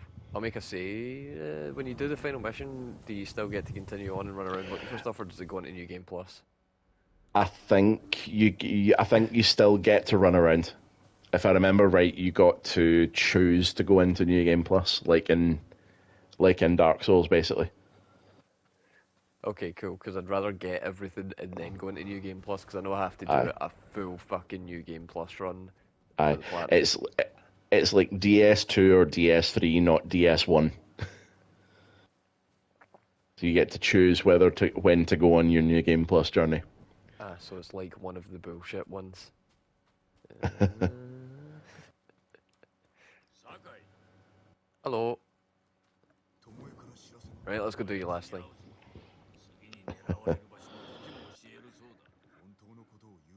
Is this a trap and we're going to have to fight all the archers and her?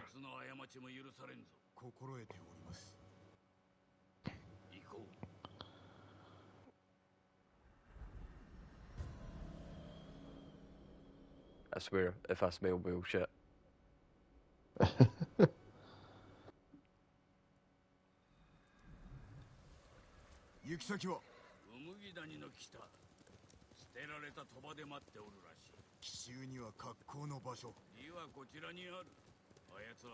Not really hate, but there should be some kind of fishing.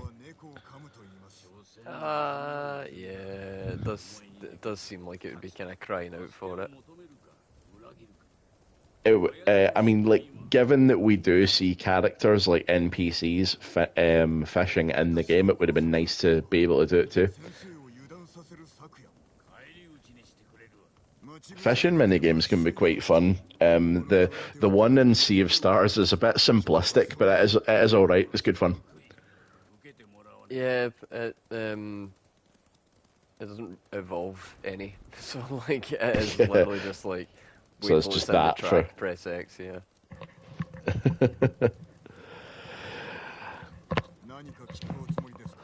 like the in terms of like fishing mini games, like I would struggle to I'd struggle to kind of find a better one than like the Zelda ones really. Like I some of them are a bit lackluster, but I really like the Ocarina of Time one.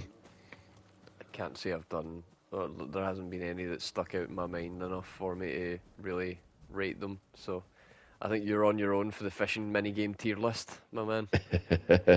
Yeah, don't expect me to be wanting to play like Monsters of the Deep Final Fantasy 15 anytime soon. I will play that eventually. Yeah, because it's on the FF list, isn't it? I suppose. Yep, I want to have them all. I want to have every Final Fantasy trophy, even Dissidia, even the shitty ones.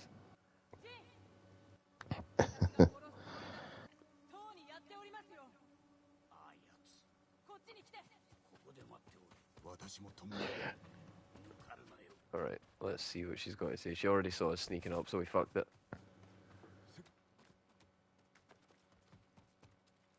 Right, is this an ambush, or is this legit?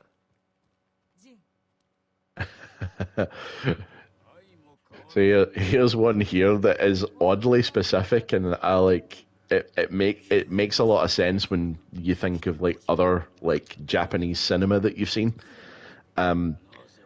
This is totally irrational, and I'm not upset that this isn't in the game. But I hate that no one takes their footwear off when inside. My dad, who is Japanese, pointed it out one time while he was watching me play, and I can't unsee it now. Says Easy Company 210. Fair enough. I guess that's a cultural thing that I'm just not going to say it on. I mean, like, there is definitely a thing where like um being inside like it's not like in the west of Scotland where you're like, is it shoes off or shoes on at your mate's house. My rule, Um, my general rule for myself is I only keep my shoes on when I'm inside if I've got shit to do. uh-huh. Like if I'm doing like dishes and cleaning and shit like that, if I keep my shoes on, that gives me the mindset of like it's not time to relax yet. Yeah. I don't know if that's bizarre or not, but it works for me. But there is definitely a thing, particularly in like traditional um, Japanese culture, where like a lot of the kind of inside spaces seems to be like a pretty pristine space, and it is all very kind of like I'm probably underexposed to it. I don't really understand it fully. I don't think, but the inside spaces in traditional Japanese places look to be like pristinely tidy. Like there's no clutter lying around. Everyone's like kind of immaculately turned out in places like shrines and stuff like that. And yeah, it makes it's kind of odd that they've kind of not referenced that aspect of it in this. I wonder how much of the development staff were Japanese. Like, which studio made this Well, game? this was Sucker Punch. This is a Western studio. I mean, they clearly have a lot. Ooh. They clearly have a lot of love for Japanese cinema and like kind of a lot of love for like those kind of stories. But they are a Western studio as far as I'm aware. Well, at least it was done with love. It wasn't like, I don't know if you've seen, but remember that Cleopatra shit that came out on Netflix? Yeah. Yeah, there's a good chance that it's going to cost Netflix up to 2 billion in lawsuits. Really? Oh yeah, they got taken. The entire country of Egypt has taken that show and Netflix to court with some pretty big claims, and they are looking for 2 billion in compensation. And is that like from a position of cultural damage or something like Yeah, that? pretty much. And do you know what? It could have all been avoided if they just hadn't said it was a documentary. As soon as you say it's a documentary, you can't be fucking around with facts. Yeah. I mean, it is documented that Cleopatra was from like Macedonia, like Uh, Greece. yeah, like lots of Greek features there. Yeah. Yeah. But do you know that way, like, it would be very similar to. I'm trying to think of a good comparison here. It would be like super similar to like an Asian filmmaker being like, I really like Braveheart and I want to tell that story. And my gran told me that William Wallace was actually William Wong. So I'm going to make the show and he's going to be Asian and I'm going to call it a documentary. Like, Here, the Braveheart wasn't much better than what we actually got. oh, Got Mel Gibson. I know, I know that was a lot of shite, but you get what I'm saying. The Yeah, story. I get your point. Alright, maybe that wasn't the best example. This is the first one I can come up with, right? Jesus. No, I get your point stands. Fuck's sake. Right, okay, we'll get an editor, we'll come up with a few, we'll see which one lands best, we'll only put the one that lands in the video that we put out. It's fine, it'll be fine. We'll fix it in post. Exactly. Gonna have to start paying Bebob a wage. Yeah, like the game industry, that seems to be their answer to everything. Oh, fix it in post. Rush it out, fix it in post. Oh god, speaking of fixing things in post, update on the Unity debacle. John Riccatello Oh, has retired from the gaming space, allegedly. I don't know, I still feel like he's going to pop up at Ubisoft or some shit next, but well, he certainly has stood down from his company presidential position at Unity. yeah, so let's take a minute to remember a stellar career in the gaming world that impacted everybody in the most negative dog shit ways possible. Thanks for loot boxes, you absolute fucking piece of shit. I hope your retirement is atrocious. I hope you And move to a very retirement. short. I hope you move somewhere that's too hot for you and your arse is forever damp. May all your bacon burn. I hope that for the rest of your life there is a mosquito that's just constantly hovering near your balls. It might go for you, it might not, but you're always aware of it and it makes you nervous from now until the end of time. That this is I the hope guy. this cunt's This is socks are wet forever. this is the guy who supposedly, and I remember looking this up, like not believing that that could possibly be true, and it actually is. He made a throwaway comment, being like deeply involved in the management of EA at the time, mentioning with in reference to Battlefield. He says if you're playing Battlefield, you run out of ammo, and we give you the opportunity to buy ammunition in the heat of the moment. People are going to take that. They're going to decide to do that. Like, he had this understanding of the way to monetize games in a predatory way and actively sought to do it. This guy was taking a look at, like, you'd see those like Oxfam That ads. that awkward moment when it's not an explosive barrel. Yeah, that really sucked. But do you know that way, like this motherfucker, you know those old Oxfam ads that used to be on TV where it's like whatever the kid's name is. I'm not going to try and make up a name for that ad because that'll get me cancelled. But they'd be like, this kid has to walk 6 miles with a bucket on their head to get fresh water to bring it back to their village to have water. John Riccatello's looking at that going, who sold you that bucket?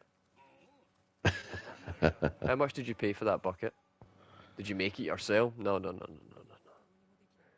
Like, he's going in, he's charging them a water tank. He's going in with a cup of water, dipping it into their bucket of water, and going, "That's for using my bucket." Now you've got less water. It's fucking diabolical. Honestly, he once famously said, if developers for games aren't fully monetizing their games through the most like depressing and like vicious means possible, then they are fucking idiots. Uh, You're a fucking Yeah. idiot, John. You're a fucking idiot, and no one's gonna miss you. Nope. Anyway, moving on. Yeah. Moving onward. So what did we think of the Coat and Can boss fight just then? Because we had a comment about it in Reddit hate, and I wanted to drop in on it. What did you think of that boss fight? It didn't feel particularly final bossy, No, it but didn't. that's just because it was like pretty easy. And as it turns out, it wasn't necessarily the final boss. I still think we're gonna have a showdown with Uncle, and he's gonna want to get his little fucking ponytail chopped off by us.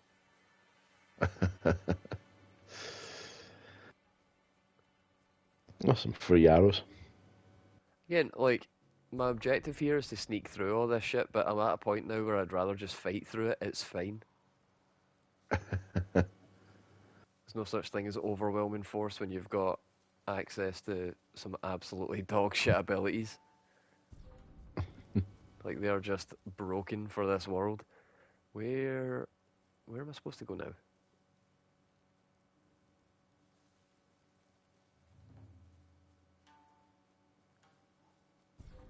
Grew up playing Metal Gear games. Do you think I'd be better at this? And in fairness, I think the stealth in this game is it's okay, but I think it's slightly underbaked. Yeah, I definitely think that they could have done a little bit more with the stealth in this. It's, that's what I mean. Like, it feels like a really good first game. It feels like a Batman Begins. Like when it comes out at the time, it's the thing that everybody's like, "Holy shit, this is amazing!" But then the next one's going to come out, The Dark Knight's going to come out, and you're going to be like, "Ooh, never watching that again. Don't need to."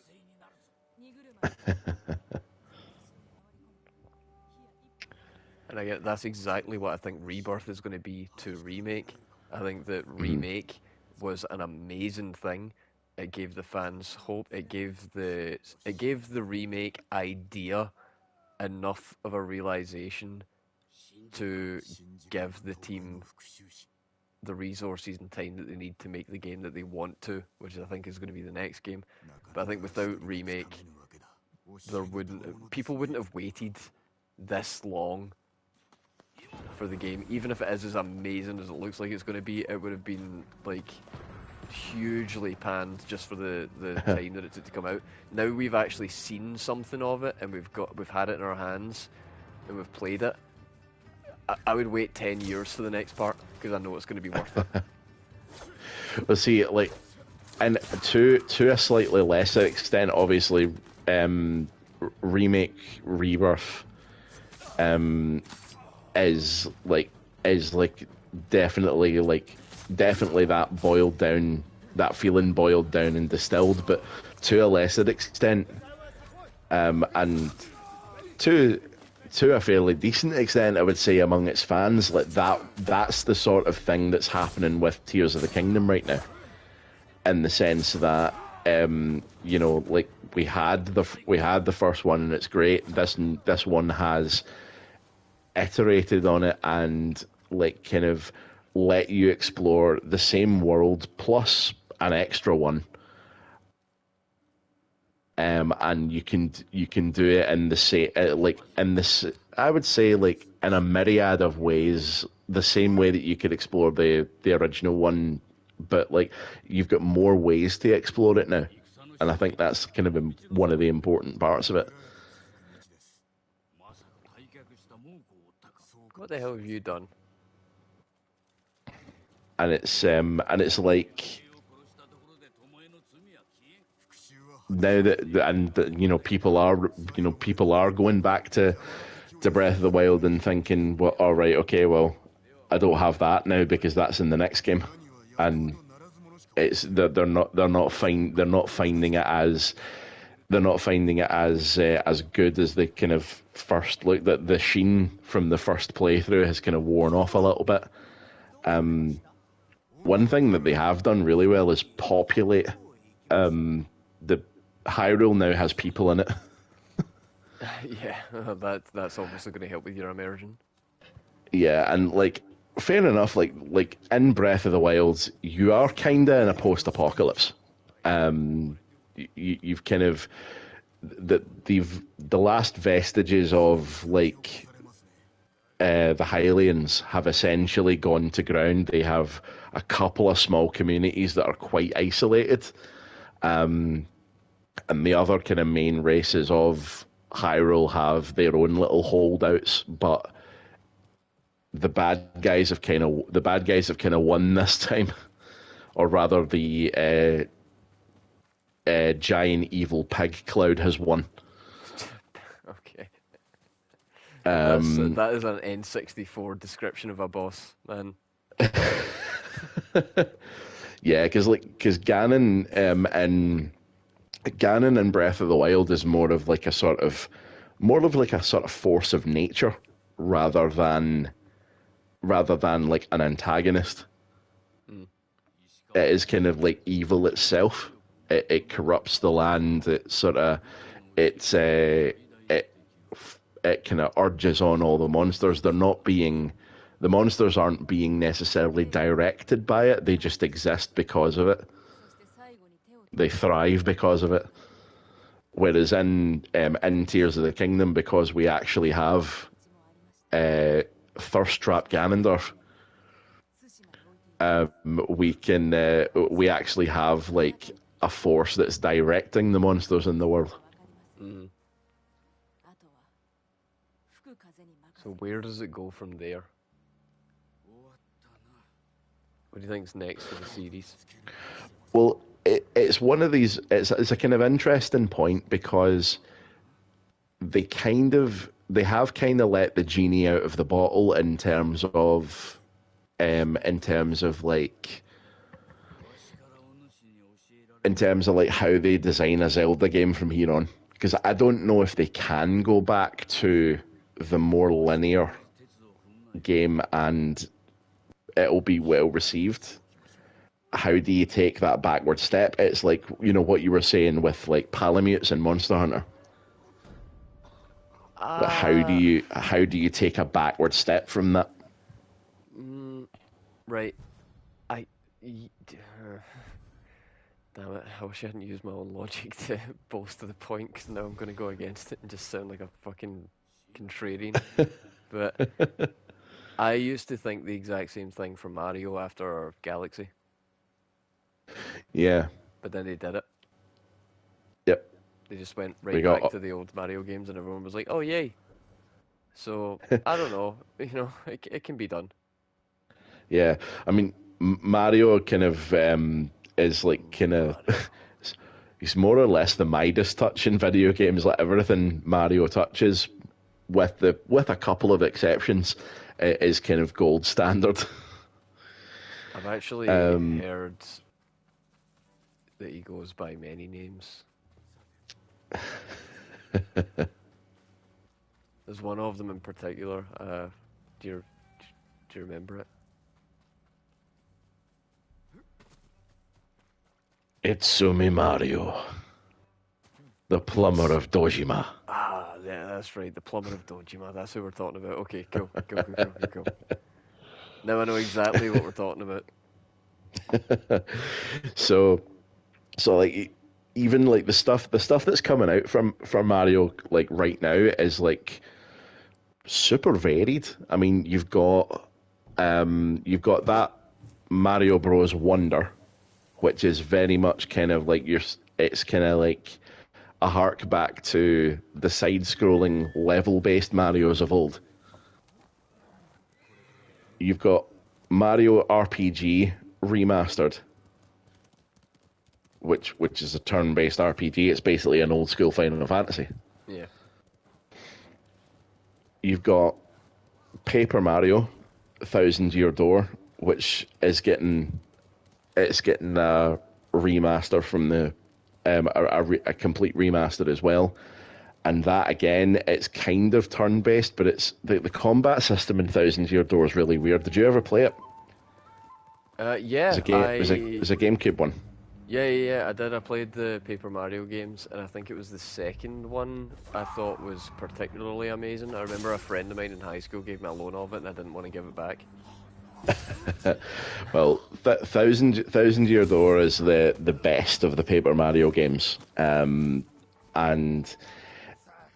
like people have been idly wondering whether it was going to be re-released or not. But I'm really glad that it is because I'd love to have another run at that.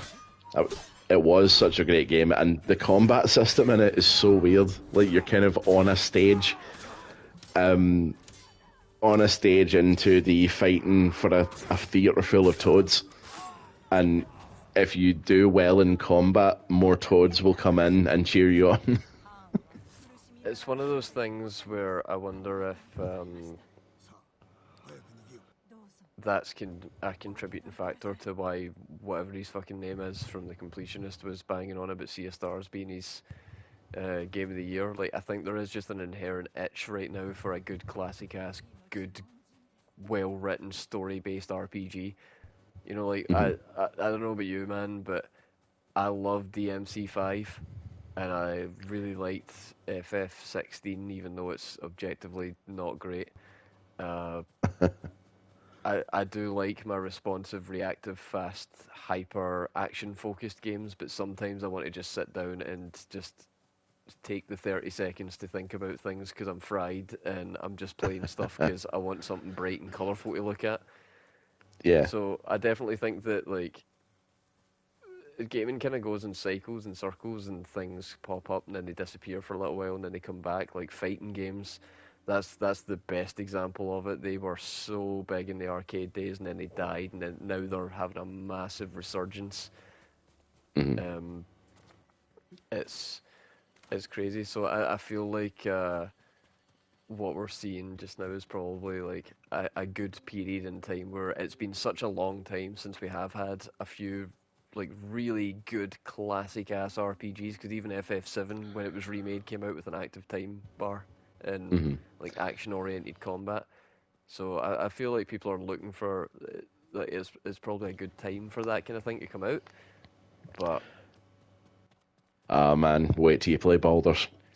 yeah, I know everybody. I just have no hype for it. Do you know that way? I'm like I'm like anti hyped. I'm almost like Do you I'm know? so I resigned know that. Have you you're ever? so resigned to. Oh, it's going to be good. It's fine. Yeah, that's exactly it. It's bizarre. Like, you know, when Yeah. you go into a movie and you know it's going to be Uh, shit and you're not going to enjoy it and you're just like, oh, I'm not going to fucking enjoy this. And then you don't enjoy it and you're like, yep, didn't enjoy that. Or it surprises you and it's really good and you're like, oh my God, I really enjoyed that. I didn't expect to enjoy that. This just feels like oh yeah, I'm going to really enjoy this. Yep, I really enjoyed it. And there's nowhere to go. yeah, There's nowhere to go it's from there. a foregone conclusion. Yeah, it's almost like I know how I'm going to feel about this, so do I need to do it to have that feeling if I know that's what it's going to be? Yeah, I see what you're saying. Yeah. The what I'm looking forward to you seeing most of all is the combat because it is very XCOM, and there's a lot of dimension to it in the sense that, well, one of the most powerful weapons you have at your disposal is gravity. Yes, I have played a Dark Souls game. I'm familiar with the power of gravity. Yeah. So there's a fight that I mean, like I won't like kind of describe the surroundings and stuff because I've got it's Jada. Describe them all you want. no, I mean I won't describe the context is what I'm going to say, but All right. the arena that you have this fight in that you fight a sort of a boss of this outpost that you're in. It's a kind of goblin hideout, Right. and you fight this boss in a room where there's an open pit behind you, and there's like ladders that can get you all the way up into the rafters, which are a good 20-30 feet above the main battlefield below. You can fight all across this terrain. Like in general, you can fight across almost any terrain. But you can like enemies like will retreat up into like as they did for me in this particular area. Enemies like who use ranged attacks like retreat to vantage points. And one of the archers Oh shit. that I was fighting retreated up into the rafters of the of the room, like way above the battlefield, and was just like pinging arrows. And I thought I kind of want to do that, so I got up there, and you get to use the shove as a bonus action, Okay. which isn't really a thing in D&D. Like usually a shove is an action; it takes the place of an attack. But in Baldur's Gate, you can shove as a bonus action, and the amount of utility you can get out of that shove, say for example, if you're up in some rafters and you're shoving someone off them down 20, 30 feet below for massive fall damage, it's amazing. God, I wonder how many streams worth we could get out of that game just by me going, "Hey Scott, tell me a little bit about this," and you going on an artistic ramble about 20, 30 years of Do you D&D know? lore that you've got stored in your brain like a fucking lore sponge. Yep. It would be absolutely doable, and it would take us probably the rest of our lives. It feels like the kind of thing where when you're done talking, my eyes are dry. Quick, someone spritz him. Like, if you follow what I'm saying, like it seems like the kind of thing that when you finish talking, I'll have felt like I've been to the fucking realm. I've lived it and shit. If I've done it right, yeah. God damn. That'd be so. I guess it would be kind of the same thing if we ended up going into something and it was a like comic based, and then I'd just be like, "Oh hey, did you know that?" Or Metal Gear. Like I'm fully expecting when we do Revengeance, I'm fully expecting autistic Metal Gear rants from you. You have no idea, man. I adore Metal Gear. I actually think that Metal Gear might be my like mastermind specialist subject. Yeah. It's So disgusting how much. what I'm really looking forward to is when they make reference to other Metal Gear events in Revengeance. And just for you to like pause the game for a moment and say, right, okay, this is what we're talking about for 20 minutes. I feel like there should be an asterisk with every Metal Gear rant. It's like, okay, let me explain to you why this is happening, asterisk, and why it's gay. Huh? Because that is Metal Gear. It is like, imagine James Bond, but everyone, everyone is just camp as shit. It's Yeah. amazing. You have no idea how many times you will get grabbed by the dick in these games. Nor sometimes that's a method of identification. Yeah. Yeah, there's straight up a In bit in one the second. particular instance, yeah. There's a bit in the third game where he fucking Volgan grabs you by the dick, and he's like, "Hang on a minute, that's not the dick I was expecting to grab." He sees right through your disguise. It's fucking amazing, unreal. Ocelot putting 50,000 volts straight through your nipples every chance he gets. Fucking wee weeaboos pissing on themselves. They get in the second game. There's a This bit. gun is the best gun ever. You like men? You can see into my mind? No, fuck. There's bits in the game. There are things in this game that I'm still discovering to this day because Kojima went, right, okay, what is literally every he did like the full flow chart for every stupid fucking thing you could ever possibly think to do in one of these games, and he went, right, cool, let's put that in there. For example, I think I said this to you the other day. If you are attempting to get through the snow area where Sniper Wolf has her wolf sentries set up, you have to acquire the handkerchief from Otacon, which was a gift given to him by Sniper Wolf. It has got her scent on it, and that lets the wolves know that she has given this person a pass to be in that area, and the wolves won't attack you. So you get that from Otacon, you go up into the place, and you can get by the wolves, and it's a whole fucking hoo-ha, and it takes a bunch of stuff. Or, if you decide, hang on a minute, I'm going to try and sneak through this area with the cardboard box, I wonder if the wolves are like people, and you convince that wolf to piss on your box, because you know dogs like to mark their territory, and if they've got a new scent in the place, then the dog's going to piss on the box, right? I've seen dogs pissing on things, that happens. If you get the dog to piss on the box, there you go, ipso facto, vis-a-vis, baby. You've got a pishy wolf box that you can use to get by the thing and not have to do any of that Otacon thing. And you know somebody somewhere tried to do the cardboard box thing thinking the wolves are just going to fucking tear meaty little cardboard shreds, man, but it'll be worth it just to see what happens. And they got through, they cleared the area. They must have felt like a genius. But why was that possible in the first place? Because Kojima thought of it first.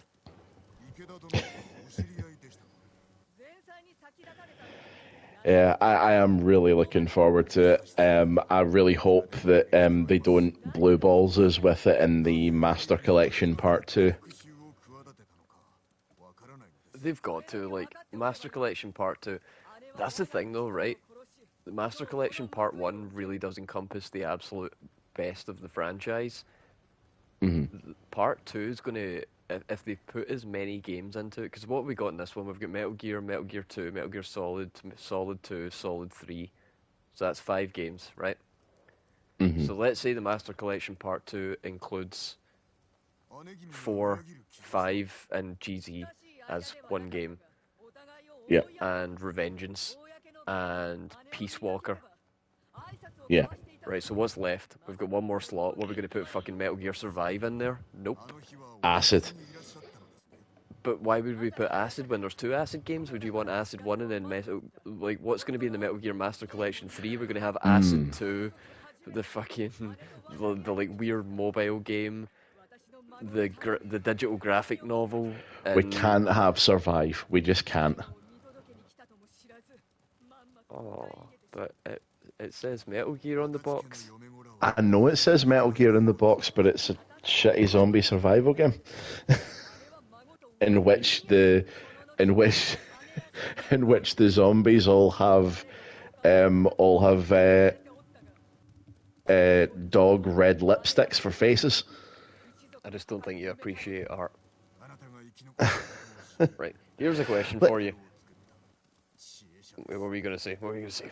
I was going to say, here, right, here's a question for you, right? Oh, right, How does okay. that make sense? What led to this like red unicorn spike zombie epidemic? Uh, How have they rationalized that? right, okay. So there's one very deep hole in my Metal Gear lore, and that's for a It's specific round reason. about there. It's for a reason. No worries. You know how when there's a river, you don't keep walking because you'll end up in the river. Uh-huh. Now imagine the river's piss. So Yeah. that's why I didn't even go swimming in the river, not even a wee bit. I didn't even dip my toes in it because it was actually piss. Yeah, okay. I'll grant you that. But that is also why we can't have survive in this, because it'd just be wrong. I think we should do it for the memes. I just want to see somebody defend it. Just to see what, like, how far has Twitter brain eroded people that they'll be able to like huff enough cope to come up with an excuse for that piece of shit. Bizarre. Right, hang on, I'm gonna jump to the toilet real quick before we end this. No worries. Oh well. So yeah, I am really looking forward to Revengeance. I think it's again it's another really bizarre situation where it's a Metal Gear game that I've played and he hasn't, and that in itself is going to be great fun. But the game itself, as anyone who has played it will tell you, the game itself is a riot. It's hilarious. It's like a big summer blockbuster, with like uh, Kojima's fingerprints all over it, and it's like it's essentially like their answer to like kind of Devil May Cry type action games. Like this is not it's not like any Metal Gear Solid game because, well, for one, more riding. So like, but it's not even it's not even close to the riding that we had in Metal Gear 2, because this time he is like fully cyborged out. He's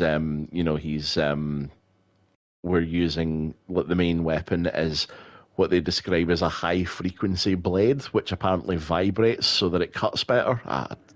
We're going to take the piss out of that. I just know it. That we're talking about gun blades. No, I was talking about the Raiden sword in Revengeance. Oh, it's basically like a vibro sword. Yeah, it's a high frequency katana, which cuts better because it vibrates or some shit. I don't know. Right. Okay. So, te- just in the most technical terms, it's not dissimilar to a keyblade. Just think about that. Do you see what I'm saying? Man, the that is a one thing that I'm looking forward to. As another thing I'm looking forward to about it actually is that the weapon gimmicks. So like obviously in Metal Gear games there is a strong precedent for setting like any given like named boss has some kind of gimmick to their fight. And Usually that there's gimmick some is included in their name. yeah, so so yeah, like there's some kind of gimmick to the boss fight. The boss fights are all like kind of unique, and they all fight in a kind of unique way. Revengeance is no different, but it's the weapons in particular are absolutely nuts. Like, I mean, we've already spoke about Raiden with his vibrating katana. Within the first couple of within the first hour, you'll have met several individuals who have very unconventional ideas about weapons. And you know what? They all suck and none of them matter because the best character in the entire fucking game is going to be Vamp again. Vamp is such a thirst trap in the second game, it's unreal. I didn't appreciate it when I was younger, I appreciate it now. He is the big Vamp daddy, and there's so much excellent dialogue about him. I'm just My favorite bit of dialogue about Vamp from the second game is a codec conversation between Snake, who at the time is pretending to be Iroquois Pliskin, and Raiden. They're talking about the backstory of Vamp, and Snake reveals to Raiden that when Vamp was a wee boy in Romania, he's Romanian, his parents, I think they died, and he was left on his own, and he had to like drink their blood to survive. And Raiden's like, oh, he's called Vamp because he's a vampire, and Snake's like, what? No, he's called Vamp because he's bisexual. What the fuck are you talking about?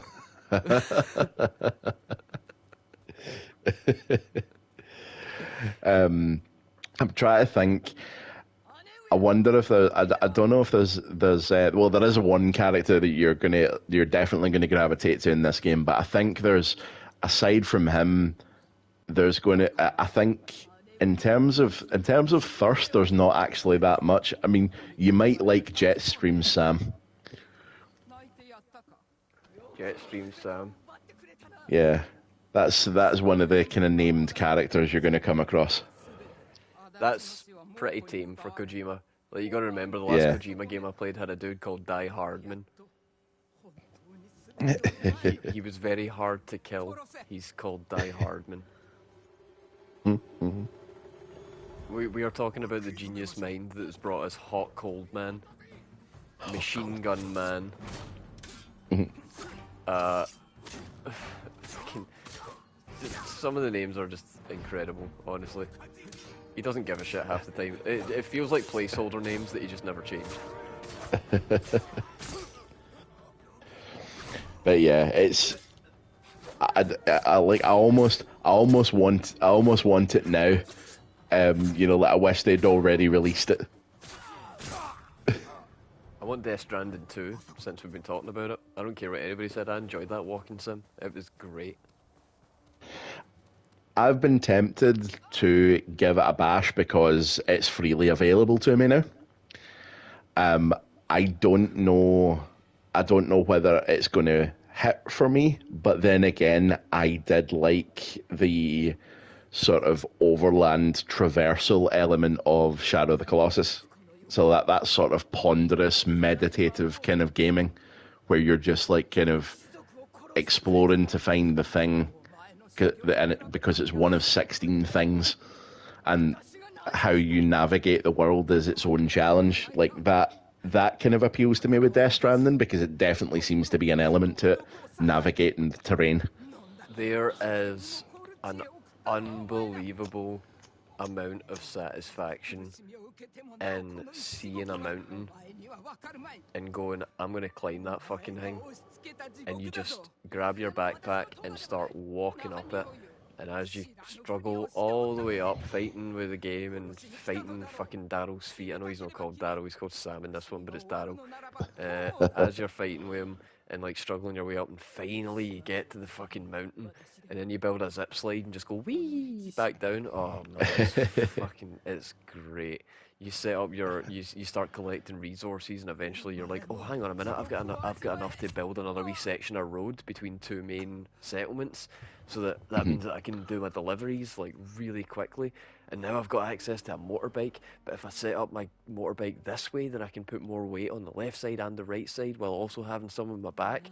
And then I can do lots of transport missions. Oh shit, boy. And it just becomes like logistic management, but it's just Yeah. satisfying when it all comes together. And then Troy Yeah, Baker shows up with his goo babies and starts making things a bit sexual. there was definitely a meme floating around that it was like extreme FedEx guy. It was like Extreme City Planner, but like ground level edition. Like you are a Deliveroo driver that's got big visions for the future of this place's travel transport situation. The one But thing I I, will I, say that's a bit I will jarring probably is, give it a go. honestly, I recommend it. It is not bad at all. I even like that there's a canon reason why you can't kill anyone. So Mm. most of it is like sneaking around, and when you get into combat, a lot of it is finding ways to subdue people and then go and fucking hog tie them. Yeah, just take out the take out the zip ties and Yeah, just leave them in the elements. that's exactly what it is. You've got like a fucking backpack full of zip ties, or like a pocket in your jeans full of zip ties, and you just start leaving people fucking lying face down in the grass. Like, oh well, it's better than killing you. I have to say, I love the way that they deal with that, and I've not played it, but I've seen the way that they deal with it in Metal Gear 5, where you can just like extract people. That's really fucking silly. You can literally get them like hooked by a fucking aircraft and like liberated out to your base and reconditioned. Yeah, it, it's crazy because obviously like the timeline of the game is told out of sequence across the games. Hmm. So by the time you get to the fifth game, which is the most technologically advanced, that in the timeline is the I'm going to make a fourth bold game. statement here. I'm going to make a bold statement here. I'm going to say the most technically advanced, aside from Revengeance. Oh fuck the t- off! the tech on display is ridiculous. No, no. What I mean is Mhm. technologically advanced in terms of the hardware that the game is on, Right. Okay. and Yeah. the power of the actual like the actual capabilities of it versus what the fuck are you in two places at once? What the hell is going on? Oh no, it's Norio and Wario. Which one's the real brother? Only one of them's the plumber of Dojima. The other one's a Sparky.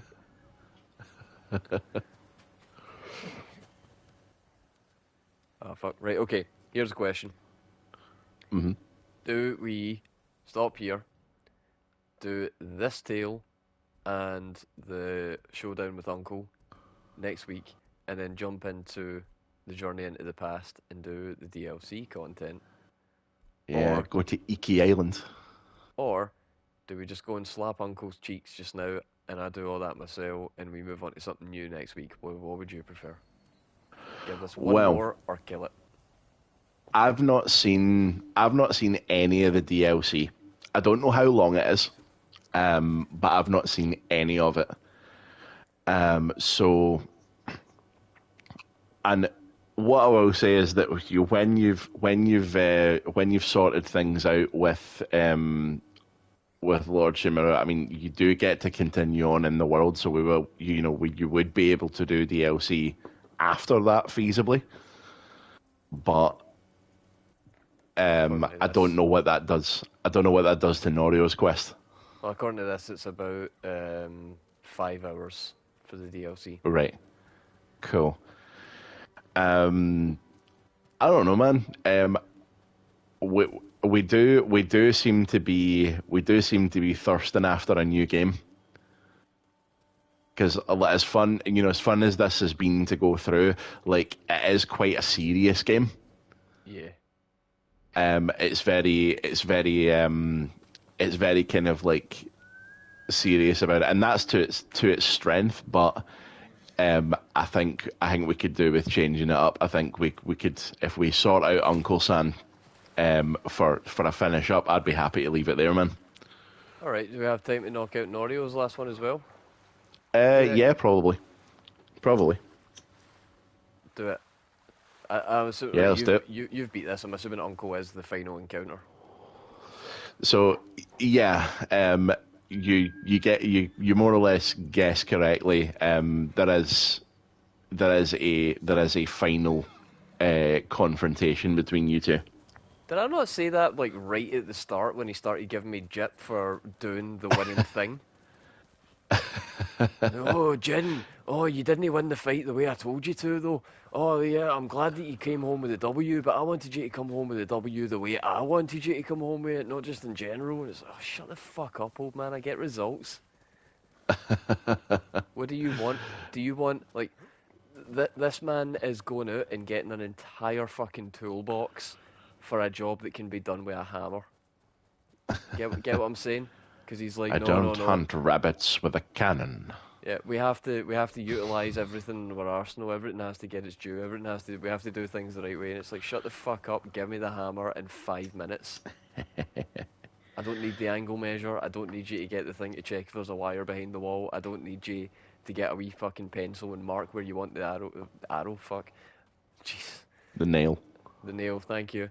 Uh, I don't need all that bullshit. I literally just need you to fucking give me the hammer, give me the nail, let me go. Bang, done.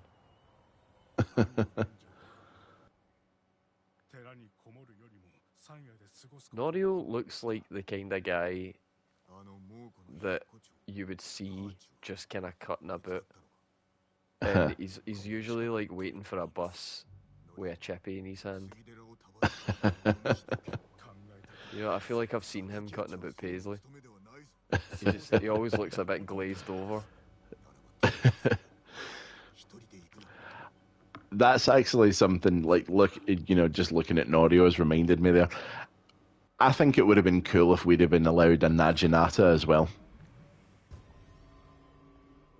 Because we get the little dagger to stab people with. We get the sword for for like general combat. It would have been nice to have like a pole arm like Norio's got and Naginata there. It's for use on horseback or use like as crowd control and have a slightly different combat style.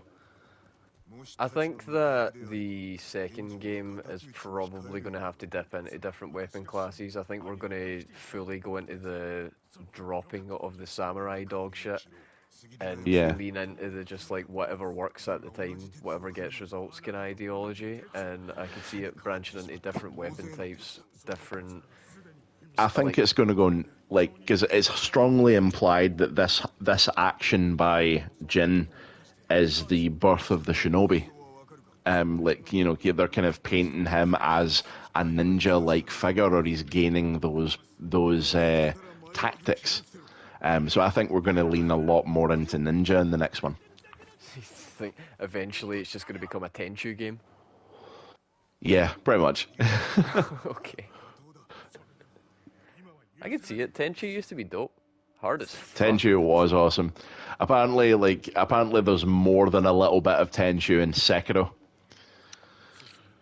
That does make sense. Yeah. See, like, again, he's even holding the thing like he's going to pass it over and be like, there you go.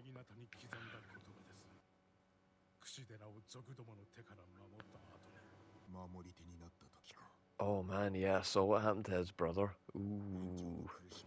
Yeah. Ooh. Reminds me of. Did you ever watch the TV show Dexter? Yes, I did. And I actually I actually read a few of the books as well, and it is one of the rare instances, in my opinion, that the show was better than the book. Ooh.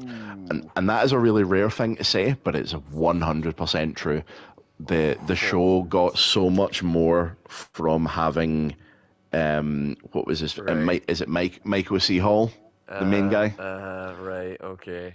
Right, let's dismantle that right away, shall we? Yeah. Okay. Hmm.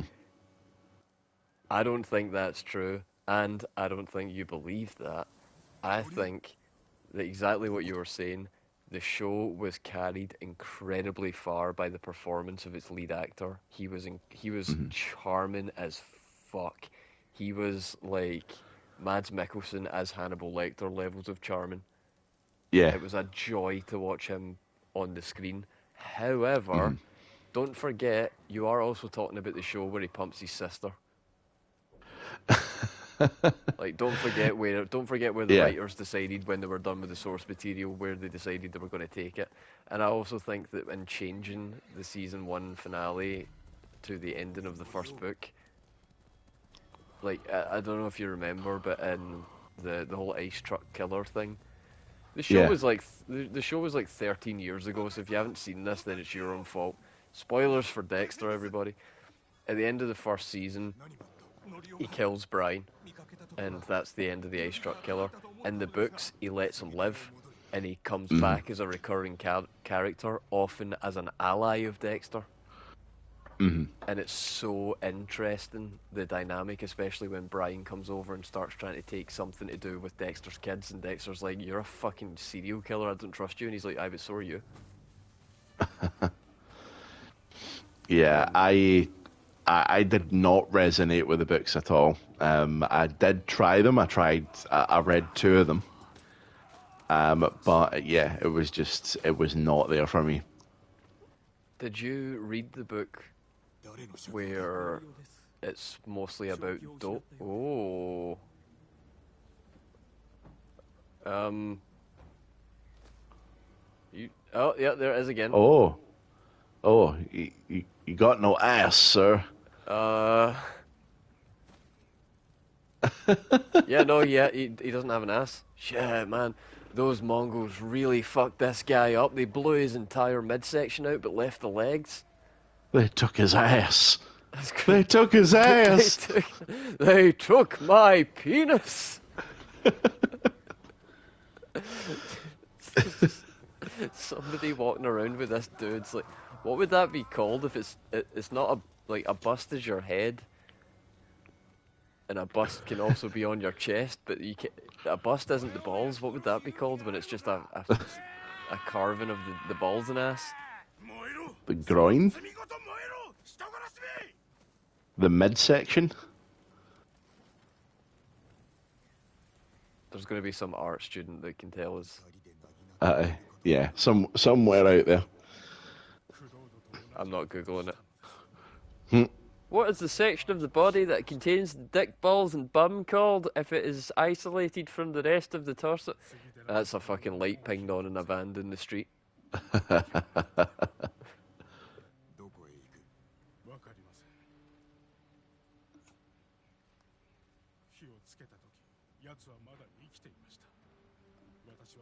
Anyway, what I was talking about was, did you read the one where it was mostly about dokes? I don't think so. Right, so you remember the TV show, he was the big meme machine that was like, surprise, motherfucker, some fries, Yeah, yeah. motherfucker, supplies, motherfucker, them thighs, motherfucker, cat's eyes, motherfucker, All rise, motherfucker. sunrise, motherfucker. Takes Yes, you to Home Depot, I know. supplies, motherfucker. I remember the character. Yes, Yeah, the memes were so, strong. so in the books, his ultimate fate is fucking gnarly. Man, that book made me feel like, ugh, it was wild. And they obviously didn't do it even kinda in the show. In the show, they fucking came up with Lila and he get put in a cage and blown the fuck up. But in the books, what happens to him is way darker. So in the books, he's like ex-military, right? And it was like some deep black ops shit. You know, he was involved in some heinous stuff, and that kind of explains why he's such a gruff, assholish character. Mhm. And people from his old unit start to disappear and then reappear in the most fucked up state imaginable. And I'll get to what's happening to them in just a second, but Dokes is on the list and he gets captured, and the whole book is about trying to find him before he dies. at the Hmm. hands of this, or before this serial killer ultimately finishes his work. So you find out that this guy was a medic. He was a doctor in his unit back when he was in the military, and this guy was an absolute fucking psychopath. And what he's doing is he's taking these guys and he's basically like doping them up so that they are awake and they're alive, but they can't feel anything. Hmm. And he's just starting at the feet, and he'll just cut their foot off. Then he'll cut a wee bit of the leg off. Then he'll cut the rest of the leg off. Then he'll do the other one, same order. You know, like one every like couple hours or every day or whatever. He'll just take another wee bit.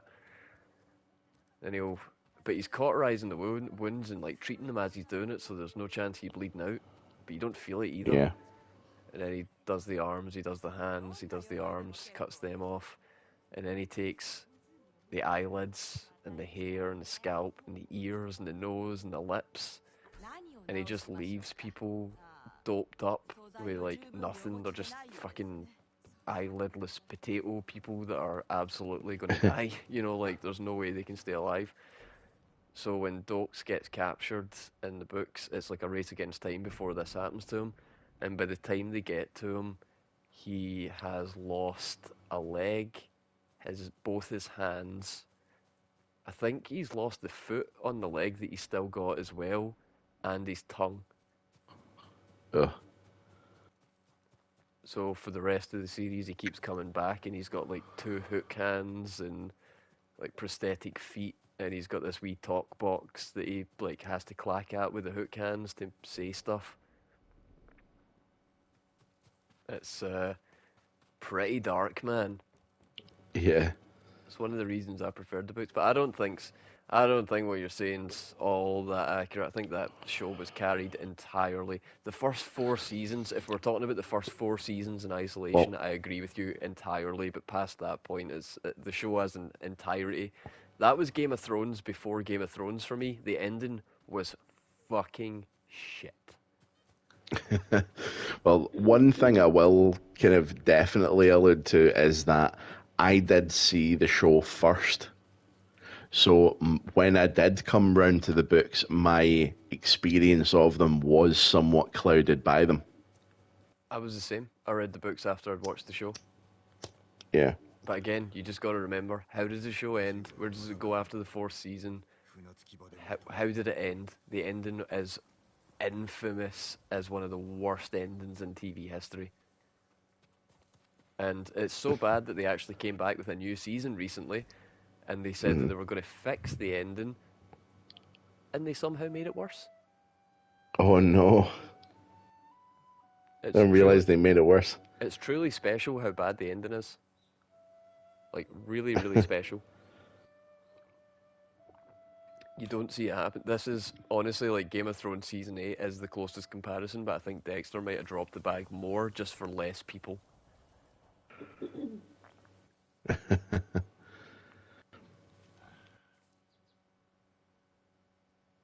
Right, this is a flashback because I've, unless I change my clothes. Oh no, this is, I did change my clothes.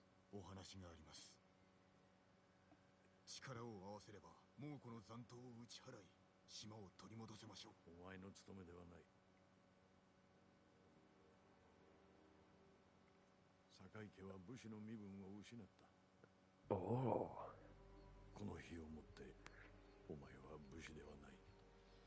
Yeah, okay, so I guess we are going to be shinobi now.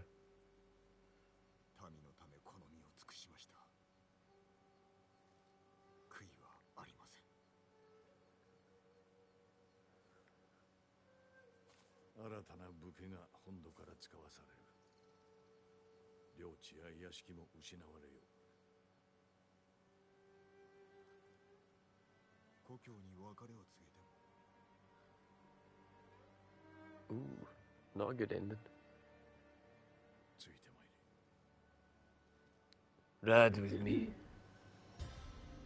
What have I seen that in before?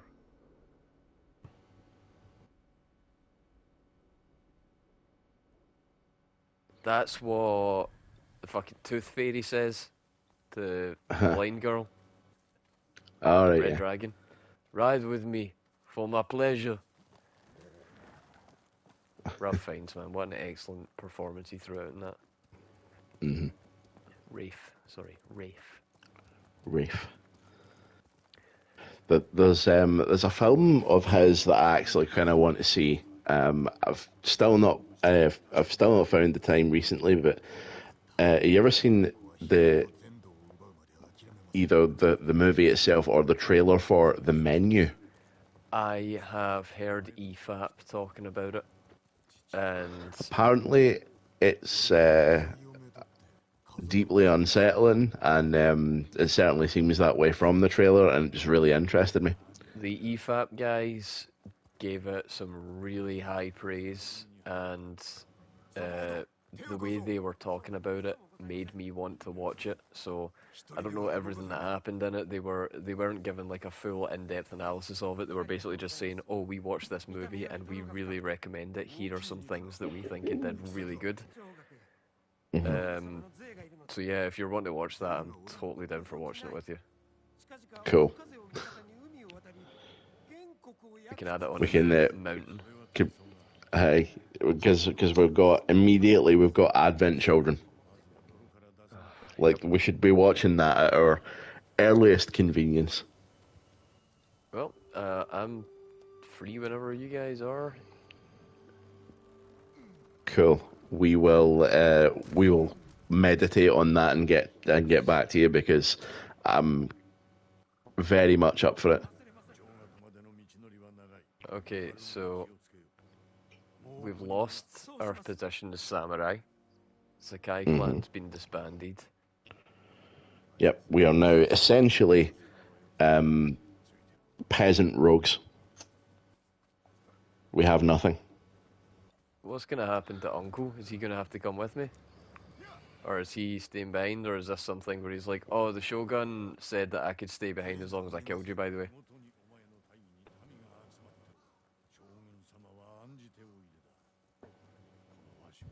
Oh, I get it.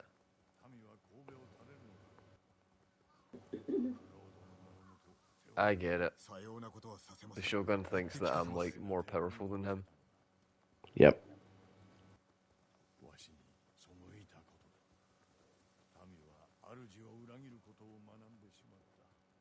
Oh no, Jen. What have you done? You're an agent of chaos. You've opened doors you can't close.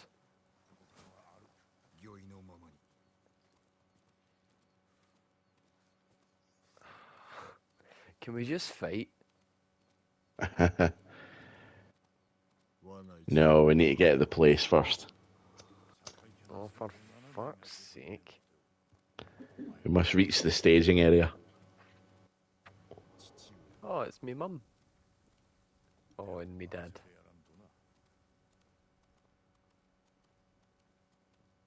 Aye, well, one more Sakai's getting buried here today, old man. Let's hurry this up, hey? We're gonna do a Fallout New Vegas and there's gonna be an open grave already there. Man, that game was good.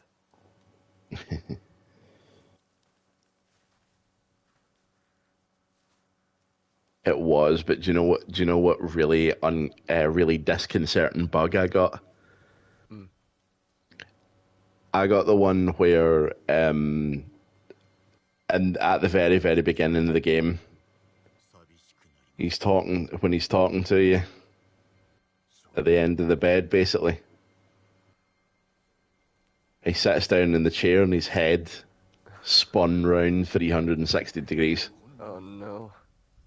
and continued to do so for the duration of his dialogue. That was mildly concerning, but still a great game. Oh, for fuck's sake.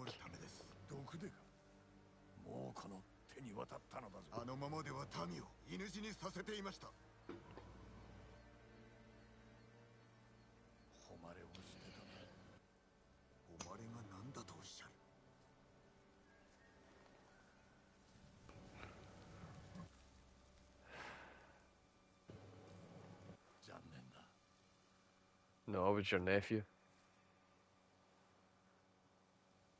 志村の家を途絶えさせるわけにはいかん。新たな子を迎える。この首を土産に。その首は我が戒めだ。Yeah, that ain't happening, dog.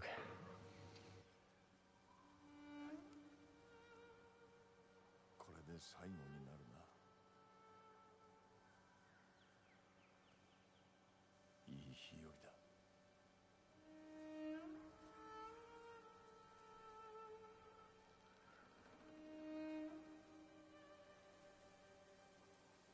受け取れ。最後の言葉をここに記すがよい。承知しました。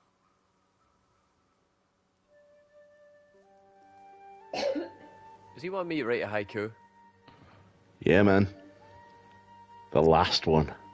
Oh, bruh.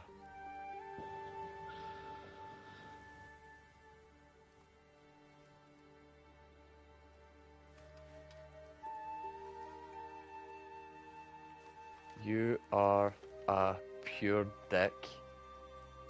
I hope you stub your wee toe. You massive fanny. There you go. Nailed it.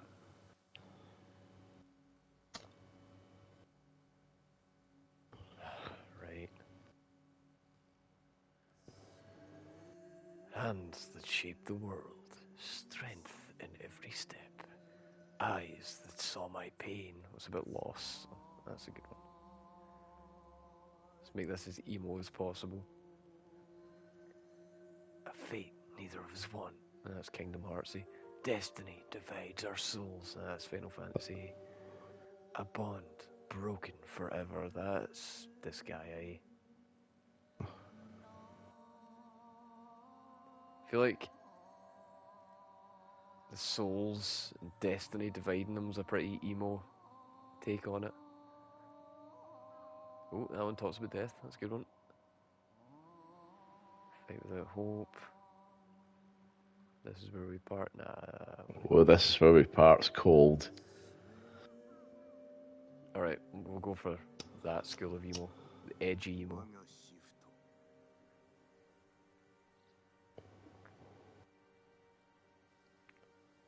分かるる縁と知ればこそ。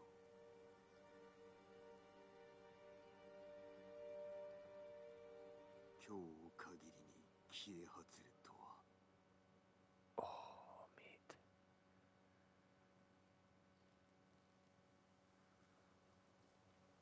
Scathing. Okay, can we fight now?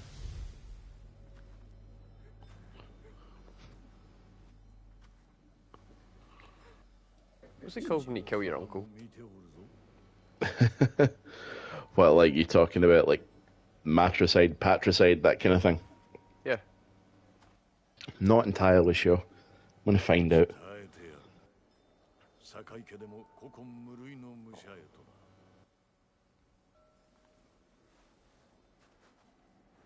お前は我が子同然だ。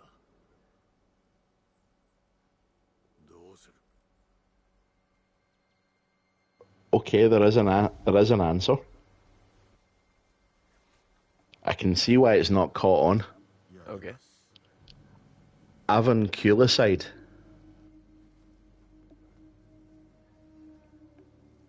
Well, you ain't spelling that in Scrabble. Avunculicide is the act of killing an uncle. The word can also refer to someone who commits such an act. The term is derived from the Latin avunculus, meaning maternal uncle, and cadere, meaning to cut down or to kill. Well, there's going to be just a wee bit of that going on right here in a moment. And the act, conversely, the act of killing a nephew is nepoticide. That one makes a wee bit more sense, I guess. Right, dickhead. するわけにはいかない。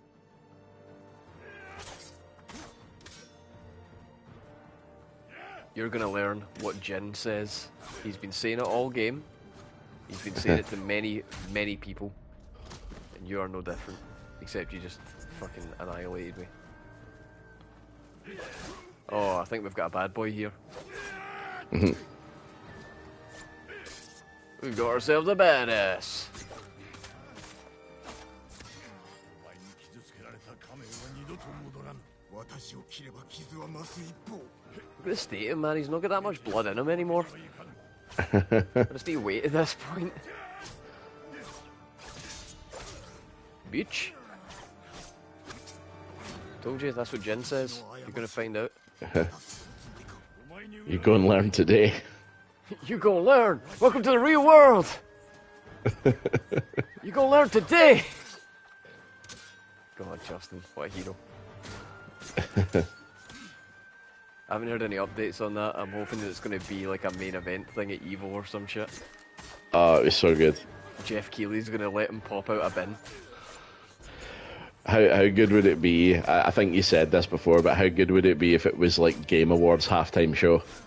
Yeah, absolutely. Like I'm saying, Keighley has got the power to make this an event. Yep.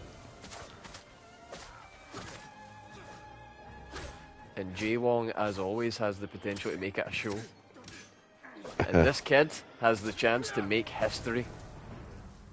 And that trophy was called There Can Be Only One. That's a Highlander reference. I like that. Right, old man, you're dead. Die. There you go.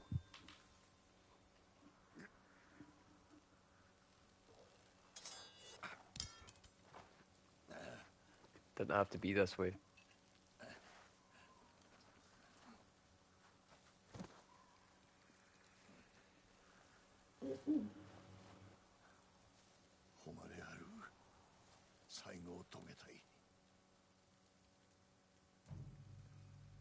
So, do you grant his wish, or do you let him live and walk away? Ooh, what would you do? Well, I know what I did, but what will you do? Oh, that's a really good question. I'm very unsure. Well, you do have some opinions on like what Jin should be thinking. Okay, so here's where I'm coming from with this. Honor him because that will kill him, and I'll have no ties going into the second game. If I let him walk away, he's just going to end up going back to the Shogun, getting laughed at, and getting his ponytail chopped off or something. I don't know. So really, killing him's the mercy, and he did bring me here for a square go. He did ask for this. He is a dick. I'm having to leave. You know, he's just going to hunt me down. But at the same time, he's my uncle. You know, he was almost my dad. Yeah, my uncle. And would killing him not mean that the institution that you've been kind of fighting against towards the latter part of this game would be granted exactly what it wants? Oh, good it point. Wants... Very good point. And I'm now very leaning towards Spare, just to be like, fuck your institution, fuck your samurai ways. Shinobi, baby. And yeah, just like, you know, your death would be meaningless. Like what would killing my own uncle serve in the long term? Like, what is that? You know, what benefit does that have anyone? Yeah, now you've sold me on Spare. All right. Ah, suckers. Nah, okay, or Spare him. Nah, fuck your institution. I'm not doing what you want. You get results.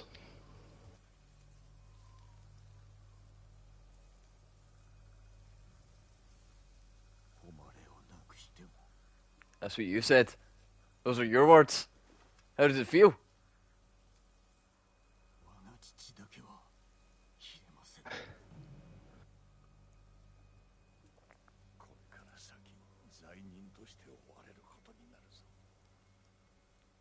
I'll see you in the sequel.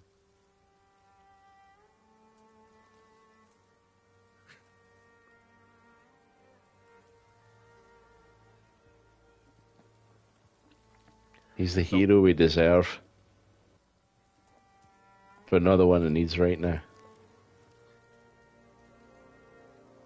He's very conscious of any airborne infections that might be going around. But he got his mask idea from TikTok, so it doesn't work. So I wonder if that choice is going to come into the sequel, if there's going to be like transferable data that goes over and that affects whether he pops up or not. I don't know. I mean, like they do stand to, you know, have the chance of doing something sort of Mass Effect-ish like that. But they could just leave it open and he doesn't appear in the sequel. He'll die off screen of an infection caused by the wound. You did actually kill him, it was just a slow death.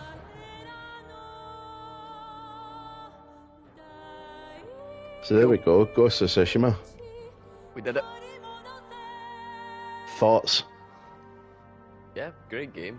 I feel like if I'd played it at the time I would have got more caught up in the hype of it, but overall, pretty decent writing, pretty decent gameplay, pretty decent. I'd probably give it somewhere in the realm of like a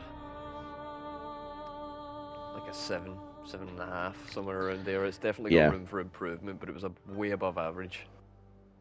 That is where I'd put it as well. I mean, it is very good at what it does, but it is painfully serious in places, and like there's some really harrowing shit that goes on in this game, but you're not really given much in terms of moments of levity to kind of lift things back up and, you know, maybe have a little laugh, or maybe like, you know, maybe something unexpected but, you know, positive happens, and it needed a bit more balance, a bit more levity. But I suppose if it's a tragic story they're looking to tell, then they've done a good job. Yeah, I think so. I think all of the options for not changing the gameplay, but for changing the way the story was presented, kind of highlights that. It's definitely a narrative-driven game, and the narrative is really great. Kind of the same issues I ran into with like FF16. Characters are good, story's good. The environment in this one is incredible, but yeah, just like it definitely, you can see where they could do more, and hopefully they do in the sequel. I'm looking forward to it. It's got potential to be a really high-ranking game. Yeah, make it next gen Tenchu. Yeah, next gen Chu. So here we are, and your reward for clearing the game, your new red ghost armor. Cool. And I guess this is just my like trophy collection. Yep, this is the hideout, the bat cave. Cool. Where the hell is it? Oh, Yuna's here. Sick. Do you live here too, Yuna? Are you my wife? If we can't cut around as Jin Sakai anymore, are we going to change our name?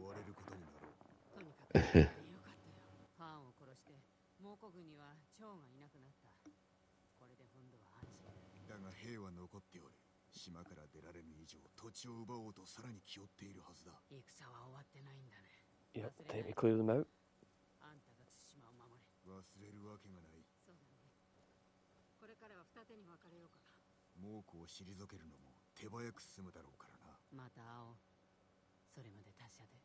That would have been an excellent opportunity to unlock Yuna as a playable character.